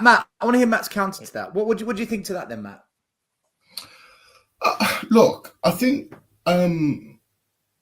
managers say things in press conferences, and the answer's different depending on whether they've won or whether they've lost. And I think his answers are a little bit more spiky and a little bit more confrontational when he's lost. So I take a lot of the stuff that Ange says with a pinch of salt. For me, I think he's come from Celtic with a really, really, really small wage bill and a really, really small expenditure. And he's come to Tottenham and he's seen the list of players, Maddison, Solanke, Brennan Johnson, and he's landed on Mayfair and Park Lane. So I don't think, for now, he's going to upset the apple cart in the press conferences by calling out Levy and calling out the recruitment team. Why does it have to be that? Sorry, this is where it bugs me with this, right? Not you, sorry. Just this is where it bugs me. Yeah.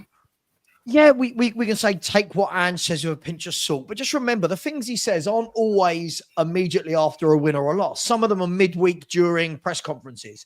And he's asked a harmless question and he goes off on a 5-minute rant about something, putting himself in a hole. Ange Postecoglou, yeah, you don't have to go in on your chairman. You don't have to go for, look, we'll call it the Conte. You don't have to go full Conte. But surely when asked, do you need more leaders in this team? Surely the answer doesn't have to be, well, hang on, no, look, we can either buy it or we can grow it. That doesn't have to be the answer. Why can't the answer be, well, look, do we need more leaders? That's something that me and my team definitely need to look at over the next year. Something. He comes out and says, I want to develop them. My favored choice is to develop them. So if I'm going to believe this guy is my manager, right, then this is on him. Listen, I'm not taking away from Daniel Levy, but this is not what Daniel Levy normally does. Now, hear me out here, right? Yes, we all know we hate Daniel Levy for X, Y, Z, but there's been many a transfer window where we've not gone and bought 4 kids and 1 senior pro. There's been many a transfer window where, yes, it's been underwhelming, but it's not always kids. There's been many a transfer window. We got Richarlison in one transfer window at the same time as Longley, at the same time as Perisic. These aren't kids, the same time as Basuma. It's this transfer window which baffles me.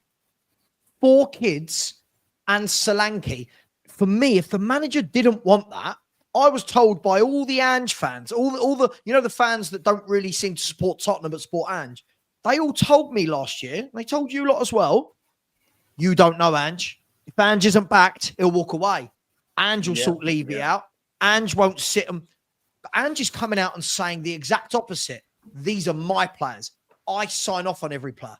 No player walks through this door without my say-so. So, okay, but let me just counter that slightly, Savile, by saying at the end of his first transfer window, we were short defensively, and if you remember, he allowed Davinson Sanchez to go after the Europe transfer window had closed, which means we couldn't bring in another defender. So when he allowed Sanchez to go to Galatasaray, the reporter asked him, do you not think you've left yourself short there because you've let an experienced centre-half go and you can't bring anybody in? And he went, if we're going to make a change, we're going to make a change. Okay. Now, at the time, I thought that's real risky. Whether what we think of Sanchez or not, oddly enough, he had a couple of half-decent performances. I know it was only pre-season, but with that high line, because the one thing Sanchez is he's quick. So I thought that was such a huge mistake. Not so much to let Sanchez go, but to not replace him. Anyway, we all know what happened at the Chelsea game, and we lost centre halves and so on and so on. He then said afterwards, so November, December, and into January, it was a mistake to let Sanchez go. But at the time, he kind of doubles down to not. He's done the same thing this window, Matt. Let me. So this is what I'm trying to say. So there's a consistency with him. Okay, he's perfect for Levy because in his because in his private life, he may say, I won't swear, Stal, but in his private life, he's probably thinking, we're short, we're really short here. But in front of the cameras, everybody knew to let Sanchez go and not replace him was a mistake. And then what? Well, that's on the 3 manager. weeks later. But hang on. But what I'm saying is, this is exactly the reason why he was brought in by Daniel Levy. It's exactly the reason. Well, again, because at the moment he will play the party line. That's the highlights why I don't believe in the manager. Then you just give me another reason why I can't believe in this manager. So Matt, he's a puppet. You just give me another reason just to put another pothole. Sorry, I'll let you finish. Because you're a gentleman. No, I'm just the only thing I wanted to say is at the moment he doesn't have enough stock, he doesn't have enough currency, in my opinion, to challenge Levy. And when I say by challenge Levy, by some of it leaking out in the press, some of it coming out in his interviews before or after game. So I think he's playing the party line at the moment, and he's taking the brunt of the flack. And can I ask you a question, though, Matt? Pardon? Can I ask you a question, though? If we were so dead set on going for the youth players, right? Let's assume it's Levy. For me, this is where it doesn't. For me, this is where it doesn't ring true. I don't know why. If it was Daniel Levy, why he'd be so dead set on paying 40 million for an 18-year-old that doesn't scream Daniel Levy to me. Resale value. That's what it is with Levy. Right. So I always resale value. Yeah. I understood Bergval at 10 million quid because for Bergval to get your money back, all right, you need to sell him for 40 million. 4 years later, you've made, 4 times your money back. Fine. Like 400 times your money back, whatever it is.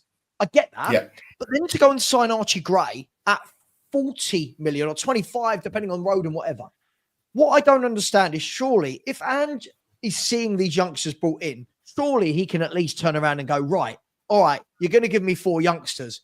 At least make them youngsters in an area of the pitch where I actually need players, right? At least don't give me 2 18-year-old centre mids. I don't need Odebert as another winger. We've already got loads of wingers, right? Especially if you're going to loan out Phillips and Vuskovic, surely you say, at least get me another 18-year-old. But again, Ange came out before the window shut and said, I don't want another defender. I don't want to block the pathway to Vuskovic and Phillips. This manager is a walking contradiction. Sorry. A lot of managers contradict themselves. I'm pretty sure Vuskovic can't play for us until he's 18, right? Because of like the whole Brexit work permit thing. Right? Yeah, that's true. That's just a caveat, right? But Phillips completely agree, right? I don't understand why we don't have Phillips. Do you know what the issue is with all of this?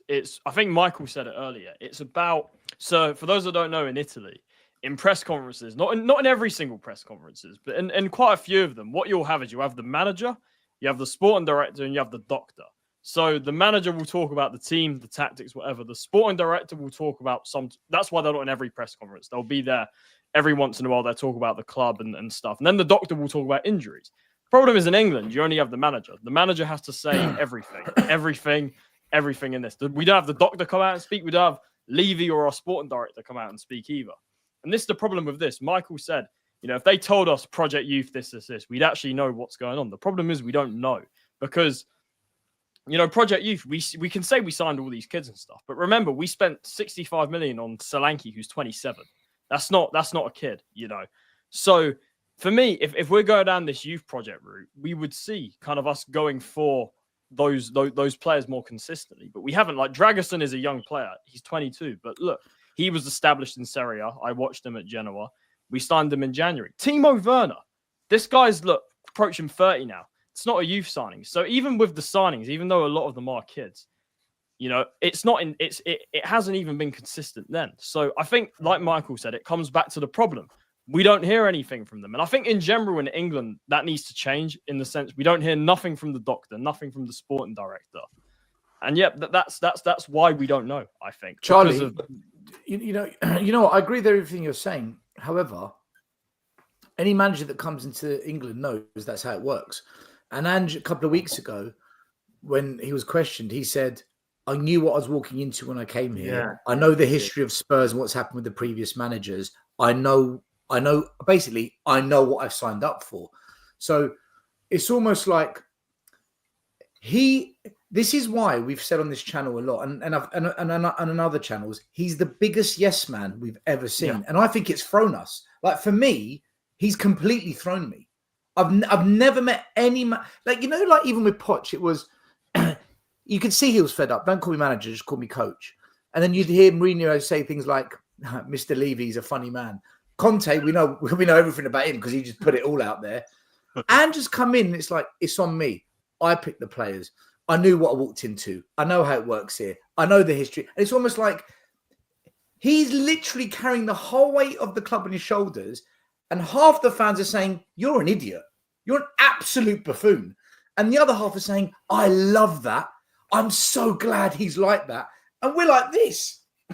Still, it comes back to those Brighton comments. I'll mention it again. I just can't. Entertainment. I can't get over those Brighton comments. Yeah, but Charlie, for every fan like you that cannot accept those comments, there'll be another fan that says, "My manager." That that was the day. Actually, I was about to massively lie. I didn't like Ange from the first defeat. And it wasn't the fact that we lost. It was the manner in which we lost. I didn't like that game. I didn't like his style. But that game this year, Charlie, you are bang on. That I don't know if I'm going to say the same thing you're feeling. That reinforced for me just how out of his depth he is at a club like Tottenham. Before the game, it's, how are you going to control the game? We don't want to control the game. Yeah. We want to keep it open. It's about entertainment. Whoa, big red flag. After the game, right? Well, the entertainment. Sorry, the management in the game was truly atrocious. Truly, 2-1. You're 2-0 up, right? You can see Matoma starting to control things. Nothing's done about it at half time. 2-1, nothing's done. 2-2, nothing's done. 3-2. Nothing's done. 5-10 minutes to go. You've made a few changes. It's like, and then this is the killer for me, Charlie. This is the killer for me, mate. It was, don't worry about the substitutions. We wouldn't have deserved the point or whatever the statement he made. Falsely rewarded, I think. Falsely rewarded, yeah. It's both before and after the game.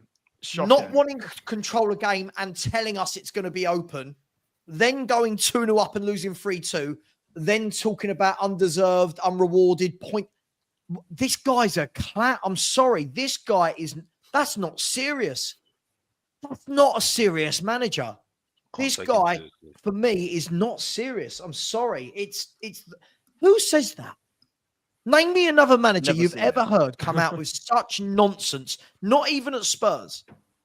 Any manager of any club that's come out and said that before a game or after a game. It is baffling. By the way, AT, with all due respect, I couldn't give a fuck what he did with Australian national team because he's our manager now. Yeah, I know, but I'm just responding because he's giving like the same thing I've heard all over, right? Which is as a national team manager, he did that, right? As a Celtic manager, he did that. I care what he does now, right? I don't care what he did back then. Right? Right now, he's a yes man, and you cannot deny it because he is giving you proof week after week. He's telling you that he is a yes man, or at least he's playing along, right? I don't know. Like, I made this point plenty of times that I think that with the background he has had, right, with the amount of time it took him to to rise to that level, right? To earn a job like that, right? And with the background that he's had with like the teams he played in, the teams he managed in the leagues that he managed them in, right? Which was Celtic, the best Scottish team, right? In Japan, I'm pretty sure he managed one of the better teams, right? It's like, I just think he has this like self-appreciation, or like like he basically confirmed for himself that his style works, what he did in those previous teams worked, and he's going to come here now to the Premier League and do the same thing, right? Unfortunately, that's not the case, right? It's pure arrogance. That's what it is. My problem with him is that, like, you know, talk about the project and the youth projects and all that. His words to us don't add up with that anyway, because he talks about winning things in his second season. He talks about titles at the end of last season, and yet when we lose a game, he goes, "I've only been here 15 months." So you're just chatting shit then, aren't you? But again, some fans like you and me will say, please shut up, please stop talking. But other fans will be like, yeah, that's it, positive. But you got to believe. So again, it divides fans. Matt, I know you wanted to say something. Yes, sorry. Okay. No, look, I just wanted to say that if you think about it, whether you agree or not, we're classed as a top six club. I respect people who think we are or we're not. But you think about it, no other top six club have had a high-profile manager in a press conference set the club on fire, which is what Conte did. Right. Now, whether you agree with what Conte says or whether you don't, he actually said it in a press conference. We were almost untouchable as from a high-level manager point of view. When Conte said what he said, it was airborne and it reverberated around football. People thought it, but he said it. So I think whether you call Arne Slot, whether you call the guy that's just gone to Man United, whether you say Nagelsmann, whether you say Flick, whether you say Potter, De Zerbi, if the rumours are true, we allegedly spoke to many managers. Even Ten Hag. Whatever reason, they were washing their hair, whatever the reason, they never signed for Spurs as a manager. So I think I sit back and I look and think, is Angie yes man? Yes. To a point, yes. 100%. To a point, yes. I think in his mind, this might be kind of crazy of him to think, but he's thinking, if I do anything at Spurs, and when I say do anything of success, and that might be top four, that might be a Carabao Cup, that might be a final of the Europa. If I do anything remotely successful, it's on me.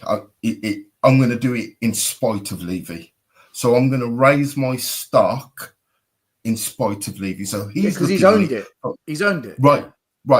So again, I'm talking about his book. If you read his story and all the obstacles and all the kind of, he was employable. That famous interview we had when he was manager of the under-17s, he was employable. No one would touch him in Australia. And he actually went into the wilderness. So he's come full circle. And in his mind, he's got a job at a top six club at Spurs. So he's thinking, I was actually part-time working in the bank 15 years ago to now managing Spurs. So he's thinking, with all these things against me, i.e. Levy won't ever back you, you'll always get good players, you'll never get the players you want. In his mind, he's thinking, but I still might do something successful that will raise my profile even further. So what I'm trying to say is, who else would have come to Spurs? And in Levy's mind, he's thinking, I can pitch this great. This guy's won the treble at Celtic. He's hot. He works with really low budgets. He plays youngsters, which he normally has done until he's come to Spurs. And I cannot have another episode like I've had with Conte. I can't have another episode. I don't agree with that. I think it's more simple than that, Matthew. I think it's just because he kicks the ball forward. That's the only reason why they employed him. I think this guy's been backed. I know this guy's been backed because he confirmed. Daniel Levy confirmed it in the fans forum. So I'm not in this. I'm not no disrespect that, but I'm not hearing this nonsense about he's not been backed because he didn't say nothing in the fan forum. He didn't like look to the other side when he said it. Well, who didn't, Levy or Ange? Well, Levy said it. Levy said that he didn't pressure him to get the youngsters in. So as far as I'm concerned, it's all on Ange and Lange. And that's why now I'm saying it's ironic. And Charlie brought up the director of the footballs that like to talk in what is it in press conferences because that's what Paratici wanted to do, isn't it? Now I'm saying that I'd rather have Paratici back at my club, which is so embarrassing because I couldn't stand the guy. That again, repeating myself again, put on rewind again. You know what I mean? But it's like I'm sorry, no, and also because it's our fault. This is our fault. I'm sorry. We should be getting a coach in. This guy is not a coach. We need a coach. Yeah. And the fact is, he even though he knows he's not a good coach, he doesn't have good coaches to actually coach the players. So that's true, Alex. This is all on Ange. Alex, because for those that don't know, Ange didn't actually bring in his own staff. He only bought like one guy or something. Well, that's his fault then. That's his fault. He kept Mason around. Yeah, and he's another problem at the Mason is another problem at this club. Didn't Ange say he wanted to keep the staff because they know the club? Players. He wanted to keep the coaches. He only brought Montgomery there, who's supposed to be a player development guy. He's doing bloody set pieces. I don't see any player improving. That's the problem. Yeah, and you've got youngsters there that are there to be worked on. Where's Dorrington? I was told that he's the class of 92, one of the class of 92 teams. You know what I mean? Where is he? You know what I mean? I'm sorry. No, I'm sorry. If he knew what he was getting into, right? Why is he not using the youngsters? Because if he's not buying in players that are actually ready to play right now, so we're not left short, yeah, when we're playing in Europe, that's on him. I'm sorry. Yeah, and he had no complaints about this. I'm sorry. This has come from Ange. I'm sorry. This is why I can't listen to people talk about Daniel Levy because now we're talking about Daniel Levy now. It seems to be the go-to guy now because it's a convenience. And that's it. I'm sorry. Back to you, I feel like we're using Daniel Levy. Listen, we could put Daniel Levy over here in this box for the moment. That's not going anywhere, right? Daniel Levy's not going anywhere, right? That doesn't mean that because Daniel Levy has done all these things that Ange just gets off scot-free. When I keep hearing things like he's not being backed, how do we know what Ange considers as backing? He's never managed players at this level before. Let's be brutally honest. And I'm going to use players that I don't even think are amazing, but they're good footballers, right? Ange has never had a player like Son in any one of the teams he's ever managed. He's never had a player of that level. And this is not even Son as we know it. This isn't the Son we know and love from 3, 4, 5 years ago. He's never had that level. He's never had a defender in any of his squads as good as Romero or Van der Ven. Somebody might tell me wrong. Who has Celtic ever had at centre half since he's been there that would walk into this Spurs team? Cameron Carter-Vickers. So these players he's got now, when I hear things like he's not been backed, he's not got the players, I'm sorry. You're meant to be a manager. You're meant to be a coach. Yeah? This team, and I will stand by this, and I've said this a million times. I will say it until I'm blue in the face. This team should not be losing 5 games out of 11 in the league. This team should not be losing 10 of the last 18. This team should not be losing 17 of the last 39. And all of these excuses but he's not been backed. How does Eddie Howe do it with a lesser squad at Newcastle? Excuse me. Bless me. Sorry, I couldn't get to the mute button. How does Eddie Howe do it? How does Marco Silva do it with Fulham's players? How's Areola doing it with Bournemouth's players? Why? Because they get the best out of what they've got by coaching them and putting them into a hard-to-beat unit. With our manager, it's things like, oh, but if you have better players, this style of football would work. You don't have better players. And anyone with better players never plays this. Has anyone ever seen Pep be this gung-ho throughout an entire season? No. Man City, like, not Man City of the last 4 games. Man City with the best players in the league that win everything, control games. Man City have been solid in midfield and at the back. They control games. Before anyone in the chat says don't compare Spurs to City, my point is, even if Ange had those players, they would be so gung-ho. It is unbelievable. So for me, this manager has to take so much criticism, but our fan base sit there. Look at his little fanboys that come into our chats. Those fanboys, you don't know Ange. You don't deserve Ange. No, I don't deserve Ange. That's right. I don't want him. Guys, can I watching? Sorry. I can't wait till he leaves. No. I just can't wait till he goes. I just want to add something to this because you guys missed the start of the show when we were talking about it. I'm going to defend him a bit, but then I'm going to go in on him, right? We've scored the most goals in the Premier League, right? So in terms of his approach of setting us up to attack and create, sure, it's impossible to argue with the guy. We can't. We're the top scorers in the league, right? If Man City were the top scorers in the league, we'd say, yeah, Pep, class. In terms of defending, we are the 3rd best defense in the league. That is super impressive from where we were last year. So clearly, we've tightened up. My criticism of Ange is 1, above everything else. And we were saying it earlier. When we win big. 4 goals, 3 goals, okay?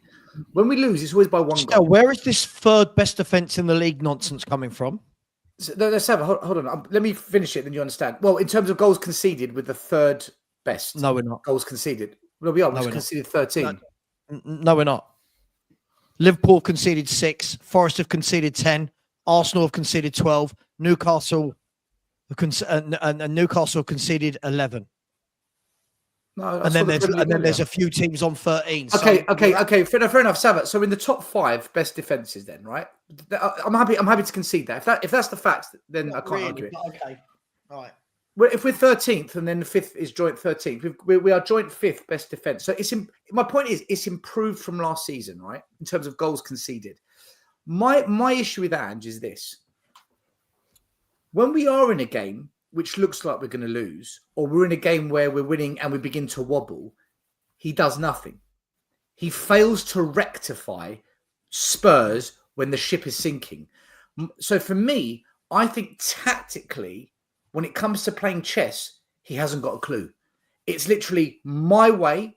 And if my way doesn't work, I hope to God my way somehow finds a way, because I'm not going to budge from it. I'm not going to sit deep and try and hold on to a lead. I'm not going to go a little bit pragmatic and switch it to counter-attack so that we don't get what happened against Brighton. My issue with Ange is I don't have an issue with his attacking, because with these bang average players, we've scored 23 goals. I actually think that's impressive. I actually don't have a massive issue in terms of the way we are conceding less. My issue is when it goes wrong, he doesn't know what to do, and it's going to go wrong 1 in every 3 games. For me, that is simply not good enough from any level manager. And like you said, Saba, how is it the Brighton manager seems to figure it out? How does the Fulham and the Brentford manager with less resources seem to figure it out? I agree, Saba. The manager's the problem. I think he's improved us, but tactically, he doesn't know what to do when the pressure's I don't think he's improved anything. So first and foremost, 5 teams have conceded less than us, right? 5. Man United, by the way, 5 teams have conceded less, and then there's 4 teams on 13. So basically, we are. Look, I mean, if we're gonna try and shuffle that into being the 6th best defense, I mean, we're better than 10 other teams in the league. Well, it's improved from last season, Saba. It's improved from last season. On the cold, I was listening to this as I was walking home. I don't know who said it. On the cold face of it, yes, but when you look at the number of opportunities that we actually give up, and how disorganized we are at the back. No. Yeah, we are. We're a joke. We're under pressure. We're a joke. We're an absolute joke. Yeah. It's madness how, yes, on the face of it. But Man United, how have Man United, who had the worst start ever, they've conceded less than us? I know. Yeah, Newcastle, who I keep being told are crap and Eddie Howe's crap, have got, if I'm not wrong, Newcastle had 3 of their back 4 out all season, haven't they? Yeah. Haven't Newcastle been missing Trippier, They've got Botman, one different. Yeah, that guy. he's out Burns for had the to whole come into season. centre half instead of left back. So they've been missing 3 of their back 4. They've conceded less than us. The problem for me still is, great, go and score goals, but that's a byproduct of purely being gung-ho. That, I want to see, how does that level out still? Because naturally, if you don't go as gung-ho, you're not going to score as many. That's fine with me. You don't have to score this many. Scoring this many has us mid-table. For me, that's not impressive. When people say we're the top goal scorers in the league, so what? Where was that when we lost to Palace? Where was that when we lost to Ipswich? That's my When point, we couldn't Sava. beat Leicester, Newcastle. Sava, It's not impressive. Sava, that's my point, though. In those games that you just mentioned, Palace, Leicester, Ipswich, when the pressure's on and it's not going to plan, the reason we don't score and the reason we concede more is because when the shit hits the fan, he doesn't change it. It's literally like, stick to the plan. But your plan's not working, buddy. I think we need momentum. I think we need momentum to score goals because that's we need how space. We, can do it. We need space to score. We need goals. lots. Like I said, you agreed. I think the goals all of them that come we in score, transition. We can't break down. We score in like organised moments. We score in moments of a time frame, a block of time. That's it, and that's when we get our goals. And after we've done that, we just kind of flat out. We just flatten after that, and that's it. Because that's what we do. You see what I'm saying? We do same patterns and everything else, and that's it. When we get the first goal, the second goal kind of follows very, very quickly with the third goal. That's it, especially at home. I've noticed it a lot of in our home games. Yeah. That's why we end up beating the teams like Aston Villa. Yeah, but Alex, we went 4-1. 2-0 up against Brighton. Look what happened. I know, but that's the point. Guys. Yeah, go on, Michael. Yeah, sorry. Let's look at our results this season, right? And before anyone in the chat accuses me of like being like a certain YouTuber, right? In our, you are a bit of a happy clapper, though. You are a little bit of a bit James Flower. a bit. I agree, right? But just imagine if this manager actually had like the idea on how to defend like the result or how to settle on a draw, right? Just imagine we drew with Arsenal at home, which wasn't that far off from being true, right? Because they scored from a set piece. Let's imagine it was a 0-0. Michael, right? we've only lost games by 1 goal. Yeah, that's my point, right? And imagine we like drew with Palace 0-0, and let's say we like drew with Ipswich 2-2. Just change those 3 results, right? And then we are on 5 wins, 4 draws, and 1 defeat, or like 2 defeats, or something like that, right? With Newcastle and Brighton. How different is the narrative at that point, right? We are sitting here. We've only been defeated in 2 games. Like you change the narrative because you see that the manager, even if it's not going our way, right? Like it wasn't going our way against Arsenal, right? We couldn't create shit. We had all the possession, no idea what to do with it, right? But at least we got a point, right? The issue, my biggest issue with that Arsenal game, for example, was that I knew that they are going to score. Somehow they are going to score because we always fucking concede. It's like we've kept 7 clean sheets or 9 clean sheets since this guy started working for us, right? 9 clean sheets. It's like it's no wonder we cannot settle for draws. We don't gain points where we deserve them, right? Because then you look at the game and our fans say, "Oh, we had 65% possession and 20 shots, and we deserve to get something, but we don't because we concede," right?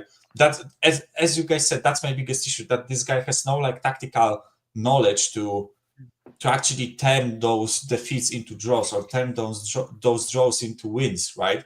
It's like that's my biggest point with it, right? Because as Stelios has said, I actually don't have issues with how we play offensively with the setup, right? We score a lot of goals. By hook or by crook, we score a lot of goals, right? My biggest issue is that we always concede and we cannot change it tactically, and we do not adapt tactically to the opposition, right? This is why I'm losing, or I even dare to say lost faith with the guy, right? Because doesn't it work both ways, I just don't Mikhail? see it. Doesn't it work both ways? When we sit here and say Yeah. we've only lost all our game, like the games we've lost by 1 goal, doesn't it work the same way that we could say, well, what might have been if teams had taken their chance? Like there's always ifs, buts, and maybes can work in all ways.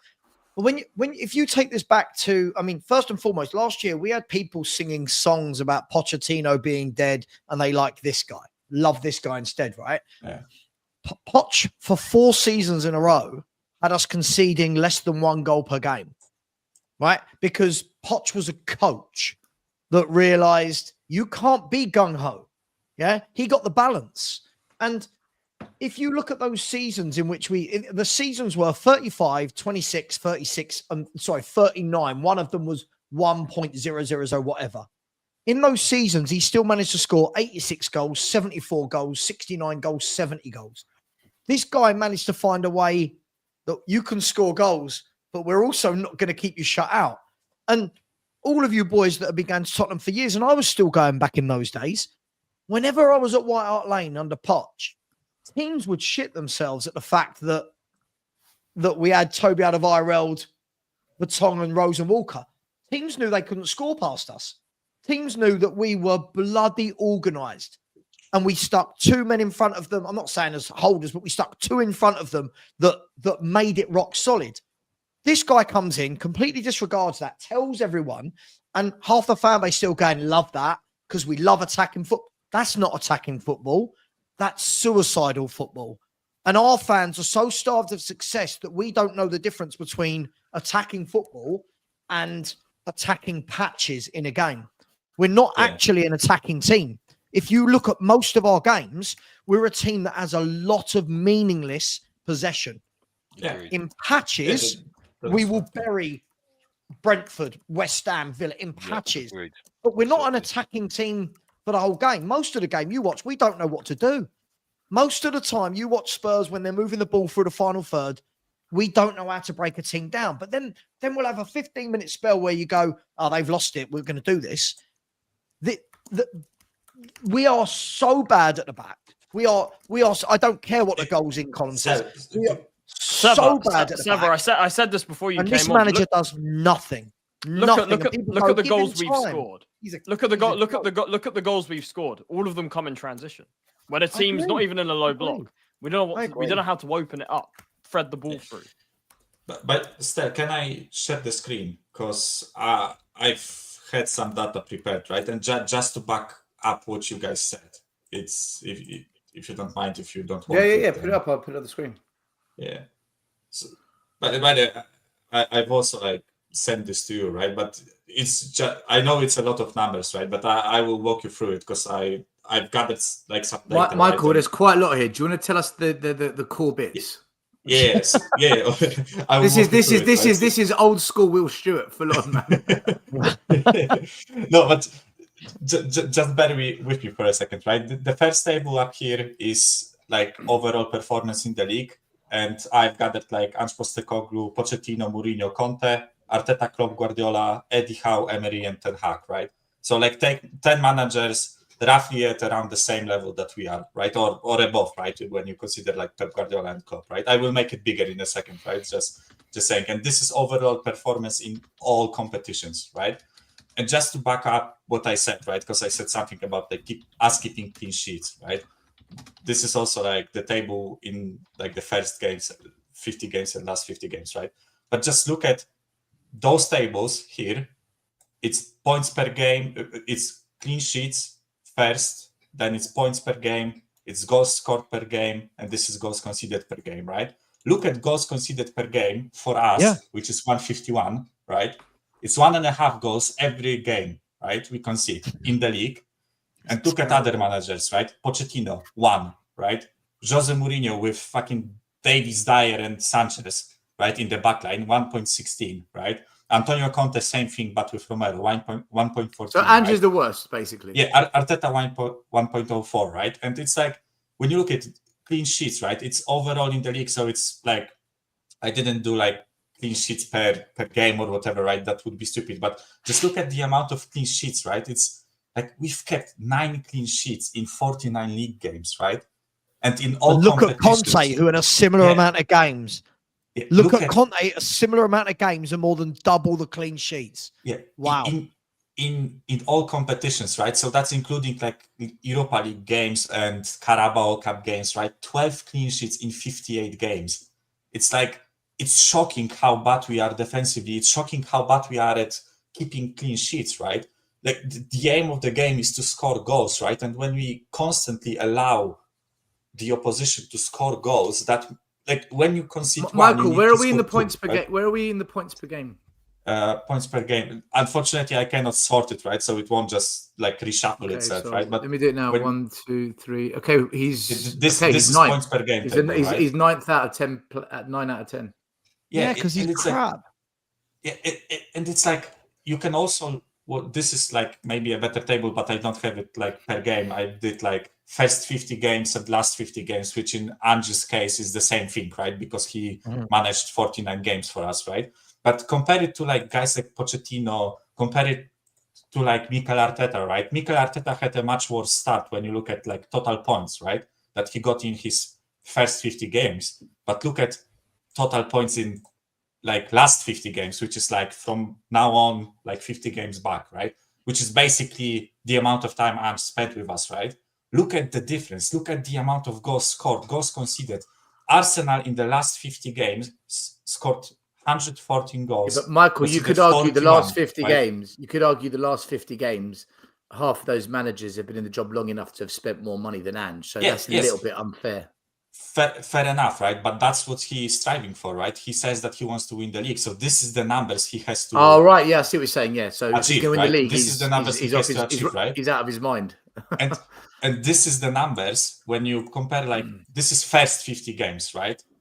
First 50 games for our four managers: Conte, Pochettino, Mourinho, and him, right? Look at goals scored and goals conceded. Yes, he's scoring more than like Pochettino and Mourinho did when they started managing us, right? But look at goals conceded and look at clean sheets. He's still getting outclassed, right? It's like, as I say, if you want to win a game where you concede one goal, you have to score two, right? Easy maths. When you concede two, you have to score three, right? And there are going to be games where you cannot do that, right? Where it's physically impossible to score three, right? Like it was the case against Ipswich, right? We conceded two because of Damba's mistakes in the defensive line, right? Because we are not like practicing being defensive, right? And then it makes it so that we have to score 3 goals to win against Ipswich at home, right? Ipswich at home should be a clean sheet for a team like us, right? Let's be honest about it. We shouldn't allow Ipswich to score against us, right? Or at maximum, they should score 1, right? And we are just allowing those teams chances. Michael, right? Can I ask you a question? When you look at all of that data, right? It's facts. The data is facts. When you look at that factual data, evidence to prove that clean sheets, points per game, goals scored, and is at the bottom. Okay. Yeah. Do you think we're in a situation then where because we've got a manager that's playing attacking football, which we haven't had in quite a while, it's blinded everyone from the truth of what's happening right now? Yeah, I think because we score so many goals, right? People because when I showed you the numbers, right? Because we're attacking, like I said, goals. Yeah, he was way above like when Pochettino started or Jose or Conte, right? When you only compare him to the managers we had, right? So I think that gave people a false sense of like we are, scoring a lot. We are dominating teams. When we win, it's like 4-1, right? And by the way, the reason why I did all this, right, is because I've seen that tweet that I think you posted in a group chat where it was like, how many games did X manager win in their first 50 games, right? And it was like, I think it was like Pep 30, like 2, Klopp 26, Ange 26, and Arteta 24, was it, or something like that, right? Yeah, I think it was something along the lines, right? But this tweet omitted the fact that we also lost way more games in those first 50 than the other managers, right? Because the other managers had a lot of draws, right? This is something that I wanted to make a point of, right? If when I described like our first 10 games this season, right? Imagine if we like drew at Palace, drew with Arsenal, and like drew with then we're down to 2 losses instead of 5. Yeah. Okay. And like the amount of wins doesn't like rise, but we gain more points, right? So like Klopp, because like I've stopped sharing, right? But in first 50 games, Klopp won 26 and we won 25, right? But Klopp got 92 points and we got 82, right? When you look at it, so the same amount of wins, but he had way Mikhail, more can I ask goals you? in that, right? Yeah. I really want to ask you, and to everyone as well. First of all, I'm embarrassed when people mention Ange's name. Not you. I know this wasn't you, Yeah. Mikhail. I'm embarrassed when people keep putting his name in the same breath as, forget Arteta, but when they go, look what Klopp did in his first 50 and Pep. Who on earth is comparing this guy to world-class managers like Pep and Pop? I'll get their names right in a minute.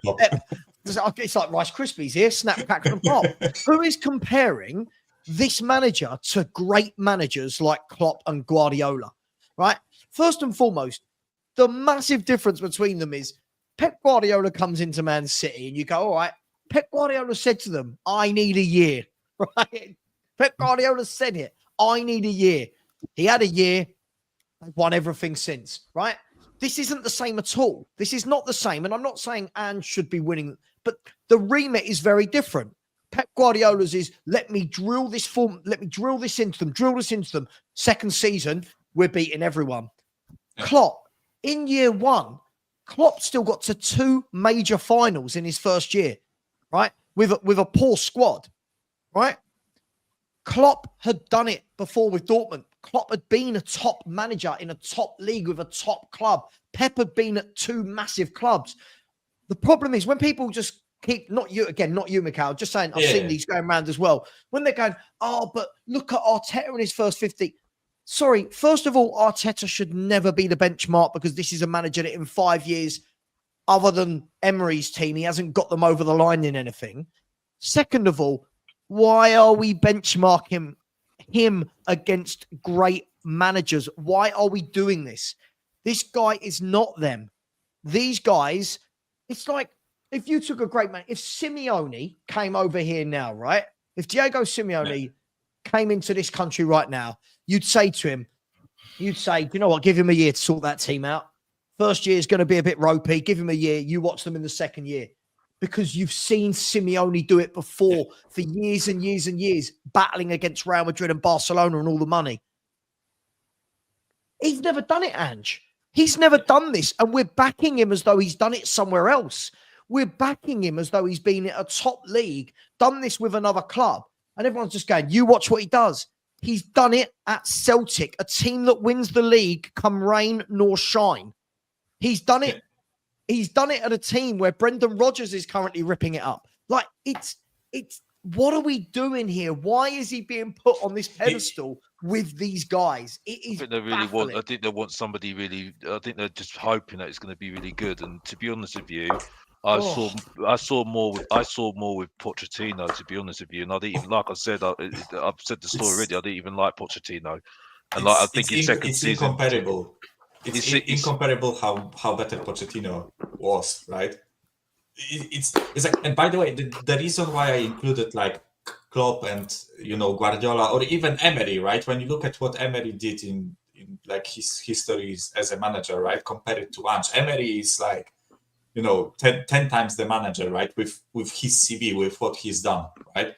But the reason why I compared it is because Ange himself says he wants to win the league. And plenty of fans say they want us to win the league. They want this guy to be the one that leads us to winning this league, right? Guys like Klopp and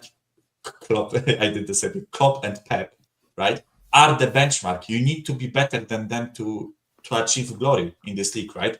It's not like you have to defeat Brendan Rodgers, right, or Thomas Frank or Marco Silva or whoever, right? With all due respect to those managers and the teams they are managing, right? But Pep Guardiola is the benchmark, right? Pep Guardiola in his first 50 games has lost 6, right? He has scored, like his team scored 120 goals, right? And right now, us with first 50 games, we've lost 17, right? Well, that's the point. That's the point. That's the point. That's why I included those guys, right? Because that gives you like a good comparison reason of why- where we are and where we need to get, right? Yeah, but my point is that I saw more with Pochettino, because at the end of the day, like we were having runs, and he proved himself. It wasn't that we were told to believe in this guy. He just shown it. You know what I mean? With Dyer in defence in midfield, with Dembele developing him, developing Keane, bringing on Dele Alli to his pomp, Ericsson, the fullbacks. You see what I'm saying? The same I could say for Harry Redknapp his second season. He developed the team, and you saw the things that were going on, and then you saw the result of that. Whether we failed in what we failed in the league, when we're getting to winning the league, or getting to where we want to get to with Harry Redknapp and things, you saw the results of it. You see what I'm saying? At the moment, I don't see it, and I can't lie to myself right now. You see what I'm saying? I can't lie to myself right now. The times when I saw, and Harry Redknapp was easy because I always loved Harry Redknapp, but the Pochettino and Martin Jol, I saw the results of what their work that we're doing, and that's why I go back to we're better off with coaches. Yeah, exactly like that. You see what I'm saying? Could see and it. you can see it. You can see it. At the moment, I don't have I just don't have that awe with this guy. I just don't see it, and especially with the players he's brought in, I just don't see it. Can I just ask one question again? Remember when Arteta was at Arsenal? No one could see it. It was falling apart. He went into that horrible period. I think it was the second season. Christmas came and the whole thing went to absolute shit. Arteta that's like 8 on the bounce or something, right? Right. A lot of people, lost 8 on the bounce, and then the following summer they began to buy some better players and they began to rectify. And then they built up. I'm just asking. I'm not saying that's going to happen with us, because I'm not going to compare them to us. But what I'm going to compare is that period of doom and gloom. It's all over. We have said in the past when we discussed it that because the stadium was empty because of COVID and the fans weren't screaming Arteta out match day, he almost bought extra time. Although he did win the FA Cup first season and maybe the club were going to back him regardless, but there weren't fans there to maybe turn the tide. Do you think if we go through that period, because fans are in the stadium, Ange's a sitting duck? What did I say to you in June 2023, Stelios? I can't fucking remember that day. What did I say to you then? What did I say to you then? I said to you, I told you, there will be a time. There will be a time. 2023. What time? What time on that day? When the fan base will turn on this manager, right? Which they are turning right now, right? And when that moment will turn, we'll see whether they really believe in the manager, right? I told you this. Oh yeah, you did say this. I've been consistent like this. I said about the Arsenal situation as well. I said, and you're going back to the situation I've said back then. I said that Arsenal stuck with their manager all through that time. I said, well, okay, let's see whether we do but Alex, that. Yeah, but my question is, because fans are in the stadium this time, does that change? Does that make this maybe different? But the thing is, though, that shows again. That's another test for the ownership. This is why I don't listen. I don't say, if I'm saying Ange out, they can just ignore me. You see what I'm saying? Because Arsenal with Arteta, they stuck with their manager. I'm not comparing. I'm just saying, if they really believe in it, do what Arsenal did with Arteta. Then ignore us. Ignore all of our doubts and stick with your manager. Then. Stick with Scott Munn. Because at the moment, if you're going to sack your manager, if you're going to sack Postecoglou, well, you tell me to believe in whatever choice you're going to make now after the 23rd manager. You haven't a laugh. No, bro, you got to show it. Like Pochettino's shown it, Martin Jol's shown it. Yeah, you did give Mourinho the chance to actually win a final that you chose, by the way, yeah, and sack Pochettino for it, right? And you knew what you were getting with him. So I'm sorry, this is on him. It's on them to stick with their manager. Why? Can I ask you guys a question? Why has Mikel Arteta suddenly become the benchmark?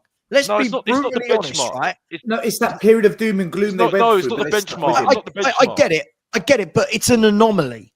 Most clubs don't settle for that period of doom and gloom. And I would understand. That's why I asked the question. Yeah, Saba. No, I get it, but fair point. point. most people still will always go, look at Arteta. The reason why a lot of Arsenal fans want Arteta out now is that they've spent 5 years building with this manager, and now it looks like they're on the down. Listen, they're still going to be above us. They're still going to be up there, I think. But they didn't essentially get over the line. And everyone's saying he won the FA. I know he won the FA Cup. He'd been there a few months. He won the FA Cup. What I'm talking about with what he's built, he's not got over the line. If we're going to use Mikel Arteta as the benchmark as to why you keep a manager that's doing poorly, I don't know what we're actually benchmarking against here. Like Mikel said with those stats, people want to use the stats properly. Klopp and Pep have been, for the last 7, 8, 9 years, they've been the two that you have to better. Yeah? And even then, Klopp could only better Pep Guardiola once. Yeah, Saba, I'm not benchmarking. Not you. I know what you're doing. Not you. What I'm asking is, where maybe Arsenal were going to back Arteta regardless, if fans were in that stadium, maybe the owners would have felt under pressure, say, do you know what, we can't back you anymore. They've turned against us. Do you think with Ange, like Alex said, we're going to find out if they're really going to back him, as in stick with him. If the owners in their heads are planning to stick with him regardless, but the fans flip and they're there to flip, do you think that swings the decision for the owners at Spurs? Or they're going to stick to their guns? I guess that's what I should have said that way. I think they'll stick to their guns. We've got too many that they've built these lies in their own head and they're believing them. Like, you know, this AT goes in the chat, right? I would love to think he's a troll. I don't think he's a troll. There are genuinely people that have these opinions. They say things like, but we're progressing, right? But us fans, we have ambition, but things are getting better. Nothing's getting better. Factually, nothing's getting better. This guy took over a club, and again, Stel, it's very, very flawed. He took over a club in 8th. Let's be brutally honest. He took over a club that Conte rocked the boat, and then for the last 3 or 4 months, we had Stellini and Mason. So for me, that was never a true representation of where we should have ended. Before Southampton, though, we were 4th, by the way. We were 4th. That's what I'm saying. We weren't the 8th worst club in the league. But when people are saying he picked up a club in 8th, okay, but over the last year, he's been 9th in form. So what has he... When people are telling me we're getting better, at what? What are we better at? Factually, nothing has changed. We're losing more than we ever did under these managers, right? Factually. Oh, my God, but look at Conte, look at Jose, look at Nuno. Yeah, this manager's defeat rate is worse than all of those managers. It's pathetic. Well, the thing is, fans like AT, sadly, are the problem at this club because they don't focus on winning. They don't focus on glory. Like this comment here sums it up. We're praising Arteta, and then he makes this comment of, but he didn't touch the ball against us. Arteta's the first manager to beat Spurs 3 games in a row in Premier League history. That's what he did to us. So you're focusing on possession stats. We're focusing on actually winning the game, and which leads to trophies. So this is what I mean. We're now a fan base that wants to win the XG battle, the field tilt battle, the possession battle. Fuck the result. Fuck success and glory. And this is where the fans are at the moment, I find. For us, we're a bit more black and white. Look at the data. Are we winning games? No. We have one of the worst loss rates. Whereas others will say, but that's progress. How is that progress? This is the argument that's existing across the fan base now. We're saying all this right now, but I bet we get at least a draw back against Man City because Kula and Son have a world of a game again against Man City because they seem to always turn up against Man City, don't they? You know what I mean? And then we're going to see the same thing in the next reaction show on Tottenham away and say, "Oh, we've got to be happy for this draw. We've got to be happy. We've got to be happy." Matt, would you hold on to Ange if a better manager was available or not? And I don't know who that better manager is, by the way, because I don't know who's available at the moment. You still. Anyone's better than Ange. Levy and I would last about 4 seconds. The fact Matt's having to think about this manager's got a hold on people. I don't know what he's done. He's brainwashed us. I wouldn't even say brainwash. I think I'm in a nightmare, which is my football club. You know, it's a reoccurring nightmare, and no matter, I get up and turn the light on and think it'll be all right, and I go back to bed and I close my eyes and it's the same nightmare. So it doesn't matter what bed I sleep in, it doesn't matter what city I'm in, it doesn't matter what country I'm in. The moment I close my eyes, it's the same nightmare, and it's called Tottenham Hotspur. So, Matt, you need a soaker event, bruv. You need a soaker event, bruv. Honestly, it will help your nightmares. Trust me, bro. Honestly, I'll invite you to another soaker event, bruv. I'm joking. Just to, I will come back to you, Stel, but I'm curious, just to detract. Talking about these soaker events, how's your successes going at the moment, Alex? Let's not go there. Let's move on. Okay, moving on. Okay. Yeah, so it's just a reoccurring nightmare. Someone did ask earlier in the chat, will Alex get married first or will Spurs win a trophy? That was a question. Oh, that's a good question. So okay. Yeah, look, I just you know, the passion is there, you know, and we all want Spurs to be successful, but it's almost an impossible dream. And it's kind of like being in a car that no matter what you do, you know you cannot win the race, you know, and you've got Lewis Hamilton and whoever next to you, and no matter what you do in your car, you can't win. So, guys, we will be having this conversation in 12 to 15 months from now. If Ange doesn't change his philosophy, if Ange doesn't bring in a Wanyama or a Scott Parker, if he doesn't become a little bit more pragmatic in certain games, if he does not realize that in this league there are superior players, superior coaches, superior managers, and he does not adapt, he will get sacked. So, Matt, isn't that everything we said at the end of last season? He needs to get a 6. No. He needs to be. Yeah, go on. Yeah. So what I'm saying is, I don't, guys. We'll just change the title. We'll just change the title. Bring the Brighton guy in. Bring the Bournemouth guy in. Bring the Brentford guy in. We will have this conversation. Hang on, Saba. We will have this conversation in March 2026. Matt's got a point. It does happen all the time, doesn't it? Yeah. But again, this is where I find it really disingenuous. When people talk about this, we're talking about the only thing here is winning, right? Where I'm at with Ange at the moment is I just want a manager that can do the basics, Matt. Before we even say which manager you're bringing in that's going to win, I just want a manager that can actually set us up to not lose as many games as we're losing. When we say we're going to be doing this in a couple of years' time, I want a manager that realizes you don't go to Galatasaray and play 2 attacking midfielders and a high line against people like Victor Osimhen. I want a manager that realizes that when you're 2-0 up, you might want to just, for 20 minutes, just keep things a little bit tight, a little bit compact, and not let the team back in. I'm not even talking about, because that's the question I'm asked all the time.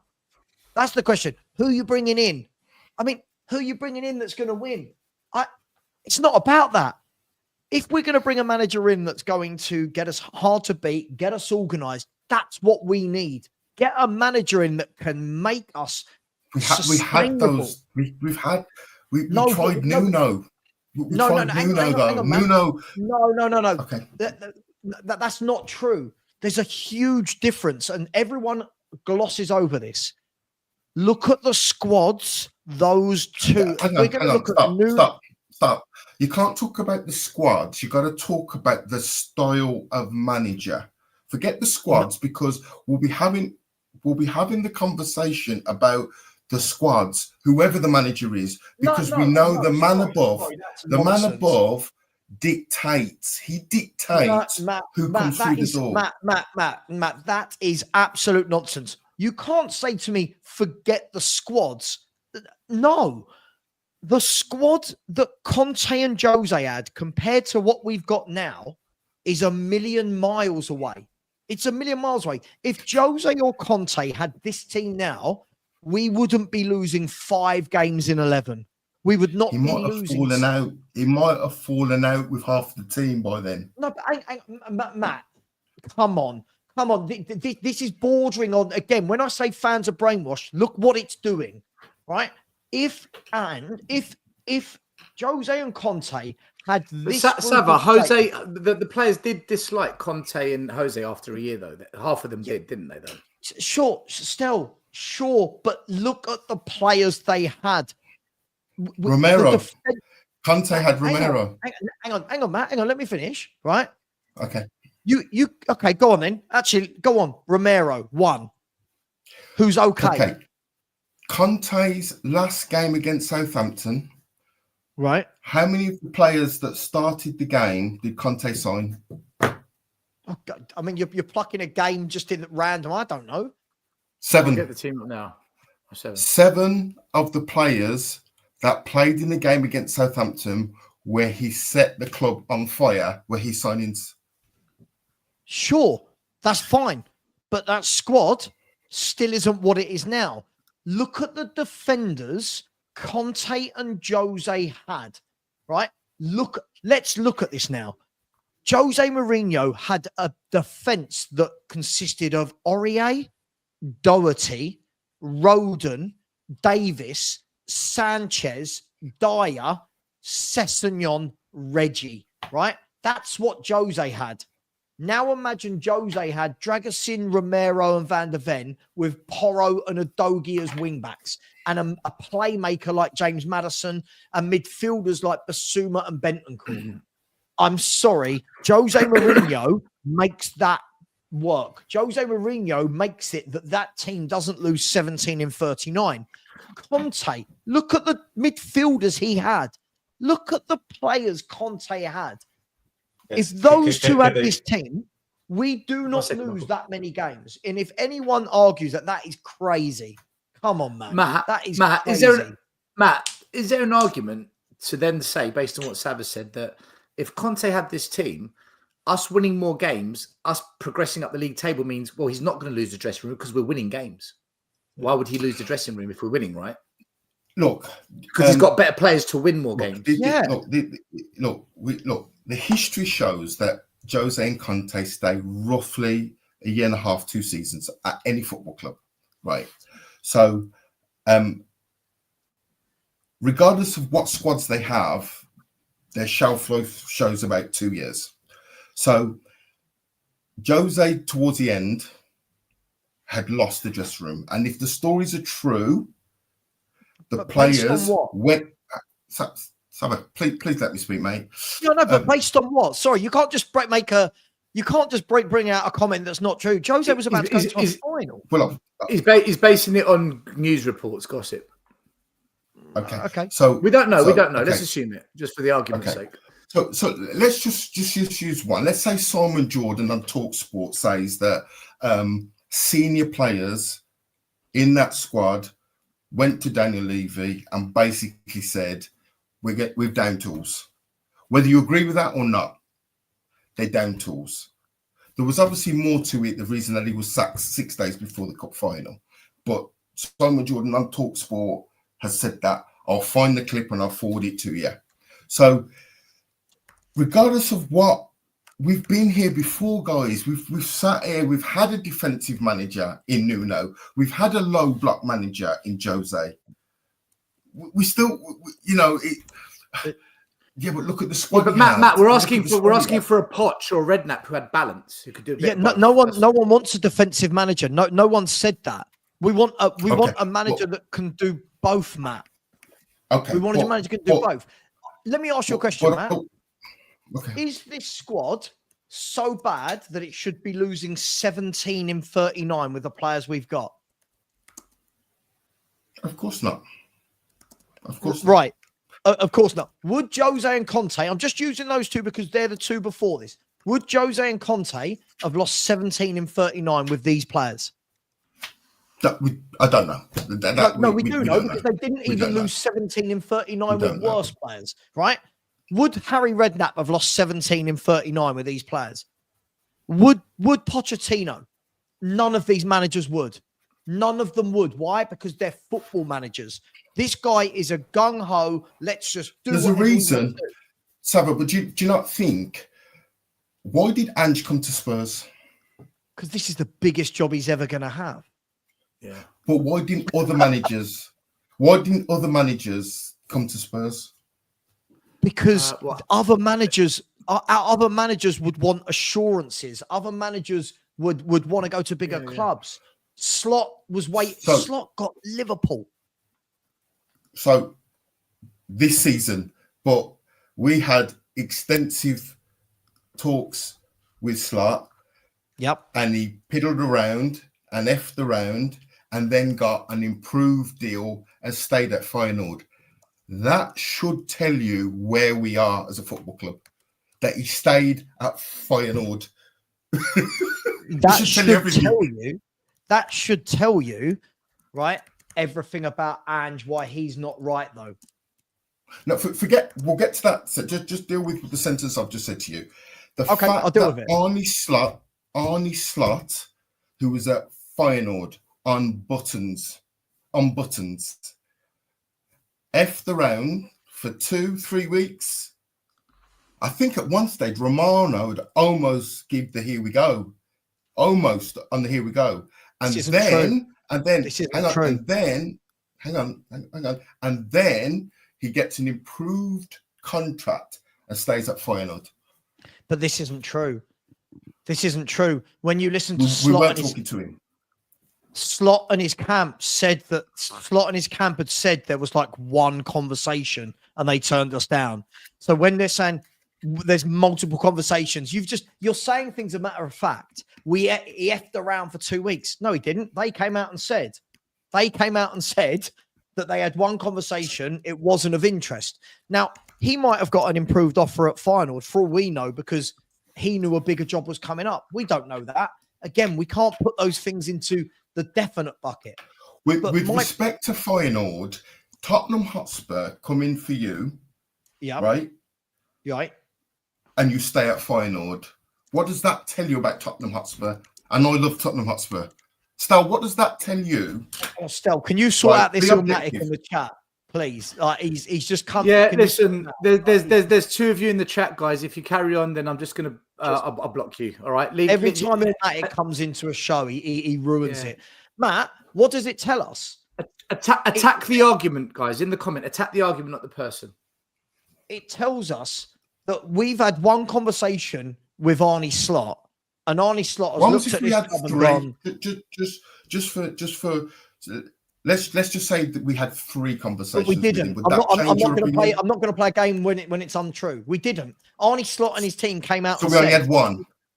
Just one conversation. Arnie Slot and his team came out and said we had a conversation. That was it. It was never this big thing that Spurs fans and thingy made it out to be. At the end of the day, Arnie Slot's probably hypothetical. Arnie Slot has probably turned around and gone, okay, for me to make your club successful, I need to do this, and that. Arnie Slot's then probably been told, no, we want to do X, Y, Z. Now you're all right. See you later. Right? When you're saying we can take the final manager, how do you know that Liverpool hadn't already been in talks with Arnie Slot? How do you know that they hadn't said, you know what, listen, Klopp's not going to be a lot. We don't know. These managers, they want to go and work at big football clubs and win things, right? They want to work for big football clubs. The fact that it was a year later, firstly, a question. Sure.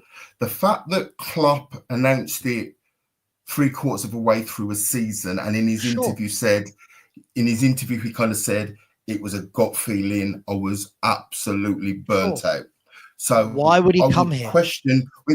With the greatest of respect, I would be very surprised that Feyenoord and Liverpool said, "Tell you what, No, if any club comes in for you, comes in whether for it's you, Liverpool, Klopp might in 8 months' time say he's but burnt whether out." it's Liverpool, this is the difference, Matt. Arnie Slot knows how bloody good he is. Arnie Slot knew how much in demand he was as a manager. He doesn't need to go, oh, Spurs are bigger than Feyenoord, I'll jump at it right now. That's a Spurs arrogance thing. Arnie Slot has done the right thing. Now, I'm not going to go to Spurs. They're not Of course serious. he has. Of course, listen, of course he did the right thing, but that tells you where we are. But that tells us where we are. He stayed at Feyenoord. Sure, it does, but that doesn't change that Ange should be doing better with the footballers that he's got, Matt. We have seen, you could say whatever you want. Look at the squads Jose and Conte had. I'm not talking about the period of time they were here, falling out with players. Look at the squads they had. They didn't lose anywhere near this amount of games. Spurs fans will sit there, Matt, and go, oh my God, Romero and Van der Ven, what a partnership. And Adogi's brilliant. Bentancur's superb. Kulu's the best midfielder in the league. This player, that player, Son, Solanke, you know, but then when we say, but we've lost the game, people go, oh, but he's not been backed. And, you know, and has he done that bad? Yes. 17 defeats in 39. Matt, he's won 3 away games in 12 months. I understand that. It is disgusting. My only question, and I asked, as Stal asked me the question, my answer is there's a reason we got Ange. That's my answer. Sure, yeah, there's a reason we got Ange, but that's not the point of the debate. The debate isn't the reason we got Ange. The point of it was, could managers come in and do better with the players they've got? Could a Thomas Frank, an Iriola, could a Silva, managers that get what they've got and turn them into hard to beat teams? Yes. This manager that's to be seen. That's to be seen. That's to be seen. But Matt, you said that's to be seen. Those are 3 managers either above us or level with us right now with worse squads. Why? Well, look at Nuno at Wolves. His record at Wolves was good. His record at Spurs isn't worse than Ange's. What's your point? We didn't have a shot in how many? What was it? I think he holds the record. Matt. That wasn't your debate. That wasn't your debate. Your debate was look at his record at Wolves. Hang on, Stel. Your debate was look at his record at Wolves. His record at Spurs. They struggle at Tottenham, Saba. They struggle at Tottenham. Hang on. He's ripping it up at Forest. Why? Why is he doing well at Forest? Why is he doing well at Forest? Sava, Matt's got a point, right? Mourinho, Conte, and Nuno all did better away from Spurs. When they came to Spurs, it didn't work out. Hang on. That's the point you tried to make just there. I'm just trying to clarify. But please don't group Mourinho and Conte in with the Nuno conversation. That's ridiculous. Mourinho and Conte. We have to because they've managed Spurs. That's the only reason. No. Mourinho and Conte did better away from Spurs because they were managing better teams with better players and they won everything. Nuno Santos, let's break this down, shall we? Again, this is where when Matt says, don't worry about the squads are very, very relevant, no matter what you say.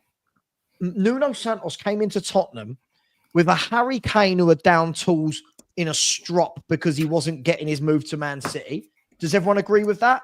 Remember that beginning of that year?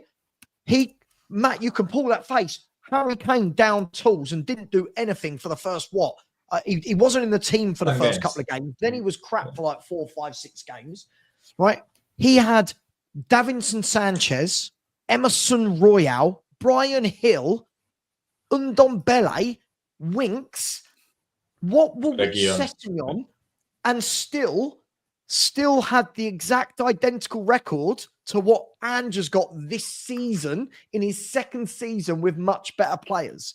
So when you're going to say, oh, look, they struggle at Spurs, Nuno had 10 games.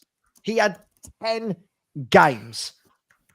Why did the fan base, why did the home crowd turn so badly against Nuno after 10 games? What's the reason? Sure. What's They the didn't reason? like the Results. style of It was play. results. We were losing 3-0 every week. 3-0, 3-1, 3-0, Well, 3-0. Not having well, a shot on let's goal. bring back the Not picture having we've a got now. shot on goal, Stel. I think we went 3 games. It's a record. I think Yeah, we yeah, went yeah. I 3 remember. games at home. We didn't have a shot on goal. Sure, but it was 10 games in. But he was Precisely. 10 games in. So Matt, why did they turn Saba, on one him second. so Matt, quickly? one second, because I think we've got off a little bit here. Let me ask you a question, Matt, right? Sava's okay. You're saying, look, whatever manager comes here, it's all doom and gloom because they all fail. I agree. Sava's point is this, though. Another manager, surely, with these players, does better than 10th and losing 5. That's his argument. He's not saying that another manager wins the league or the FA Cup, but better than what we're seeing. Do you agree with that? Listen, but I've said he has, because that was my question results. to you. If a better manager came, would you change hands? Right? That's So I pulled the face because how we got onto this such is we tried to speak to Arne Slot. We've tried to speak to We've tried to speak to Nagelsmann. We've tried to speak to De Zerbi. They said you've got 2 hopes: Bob Hope and no hope. But if we got in Hersler from Brighton, or if we got in Maresca from Chelsea, and they came in, do you think they do better than what we're seeing at the moment? That's kind of what we're saying here, isn't it? That's kind of where we're going. We don't expect Pep or Klopp to come to Spurs, but okay, because they're doing better. Because they're they'll set up not to be gung ho. That's all it takes. That's all it takes, Matt. I think we would get a new manager bounce, but I think they will hit similar icebergs. They won't get the players that they want to suit their system, and in 15 months we'll be having shows about is it time to pull the trigger. But that's not the question. That's not whether we're here in 18 months or not. There are managers with worse players doing 10 times better than Ange Postecoglou that won't be getting players anywhere near the caliber that Ange Postecoglou's got. Let me ask you this. What do you think of Van de Ven and Romero?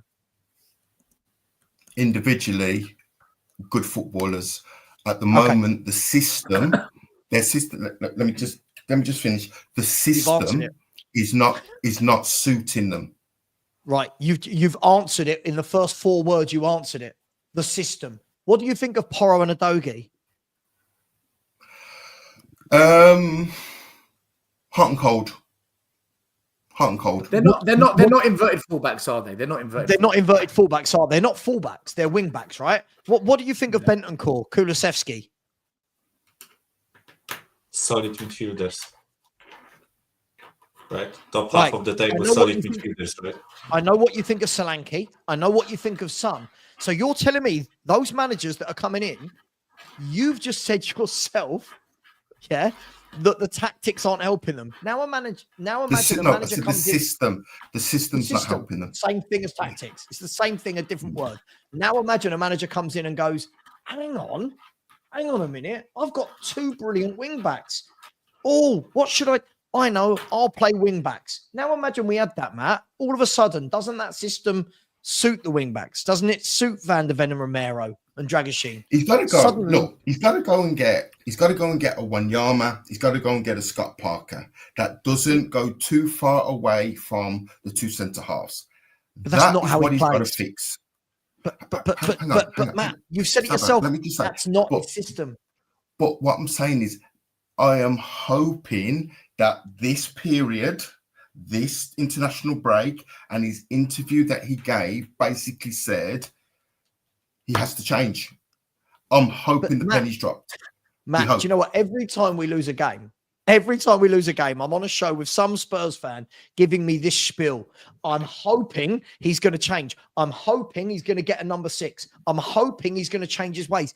The guy is 57, 58 years of age, whatever he is. He ain't changing. Why are we not learning this, right? Even if he puts a number 6 in, Porro is not a right back. Udogie is not a left back. I don't know why we're not learning this, but we're coming back here. Oh, can I ask you something, guys? Right, Michael, come in, mate. Come in. Yeah, because I actually want to back this with data, right? But correct me if I'm wrong, right? But after we signed Bentancur and Kulusevski, I'm pretty sure our backline, our whole squad was like what? It was Davies, Dyer, Romero. It was Royal. Left wing back was Doherty, right? It was Højbjerg, Bentancur, Kulusevski in front of them, Kane and Son, right? This was the team, like the best team that we could field, pretty much, right? So now take out Royal and put in Poro, take out Doherty and put in Udogi, take out Davies and Dyer, put in Dragusin and Van de Ven, right? And the only downgrade we pretty much did is Kane to Solanke, right? Which is a huge downgrade, don't get me wrong, right? It's a huge downgrade. And like Højbjerg for Bissouma, right? Which I would like to say it's like not the same player, but similar level, right? And in first 50 games, Conte got 95 points, 101 goals, conceded 55, and kept 20 clean sheets, right? And Ange, 82 points, 97 goals, which fair enough, goal scoring is similar, right? But 74 goals conceded and 9 clean sheets. That's in the league only, right? Not other competitions. That's strictly in the league, right?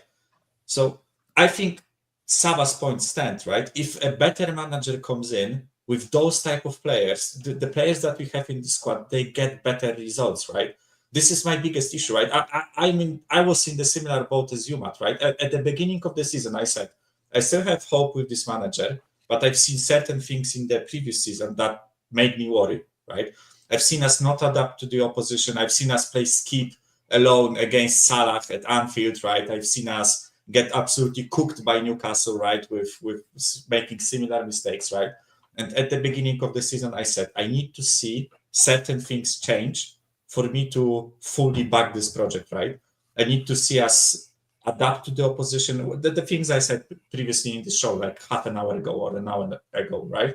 And it's not happening. And I really don't believe it's going to happen, right? Michael, I think the difference is whether you believe it's going to happen or not, right?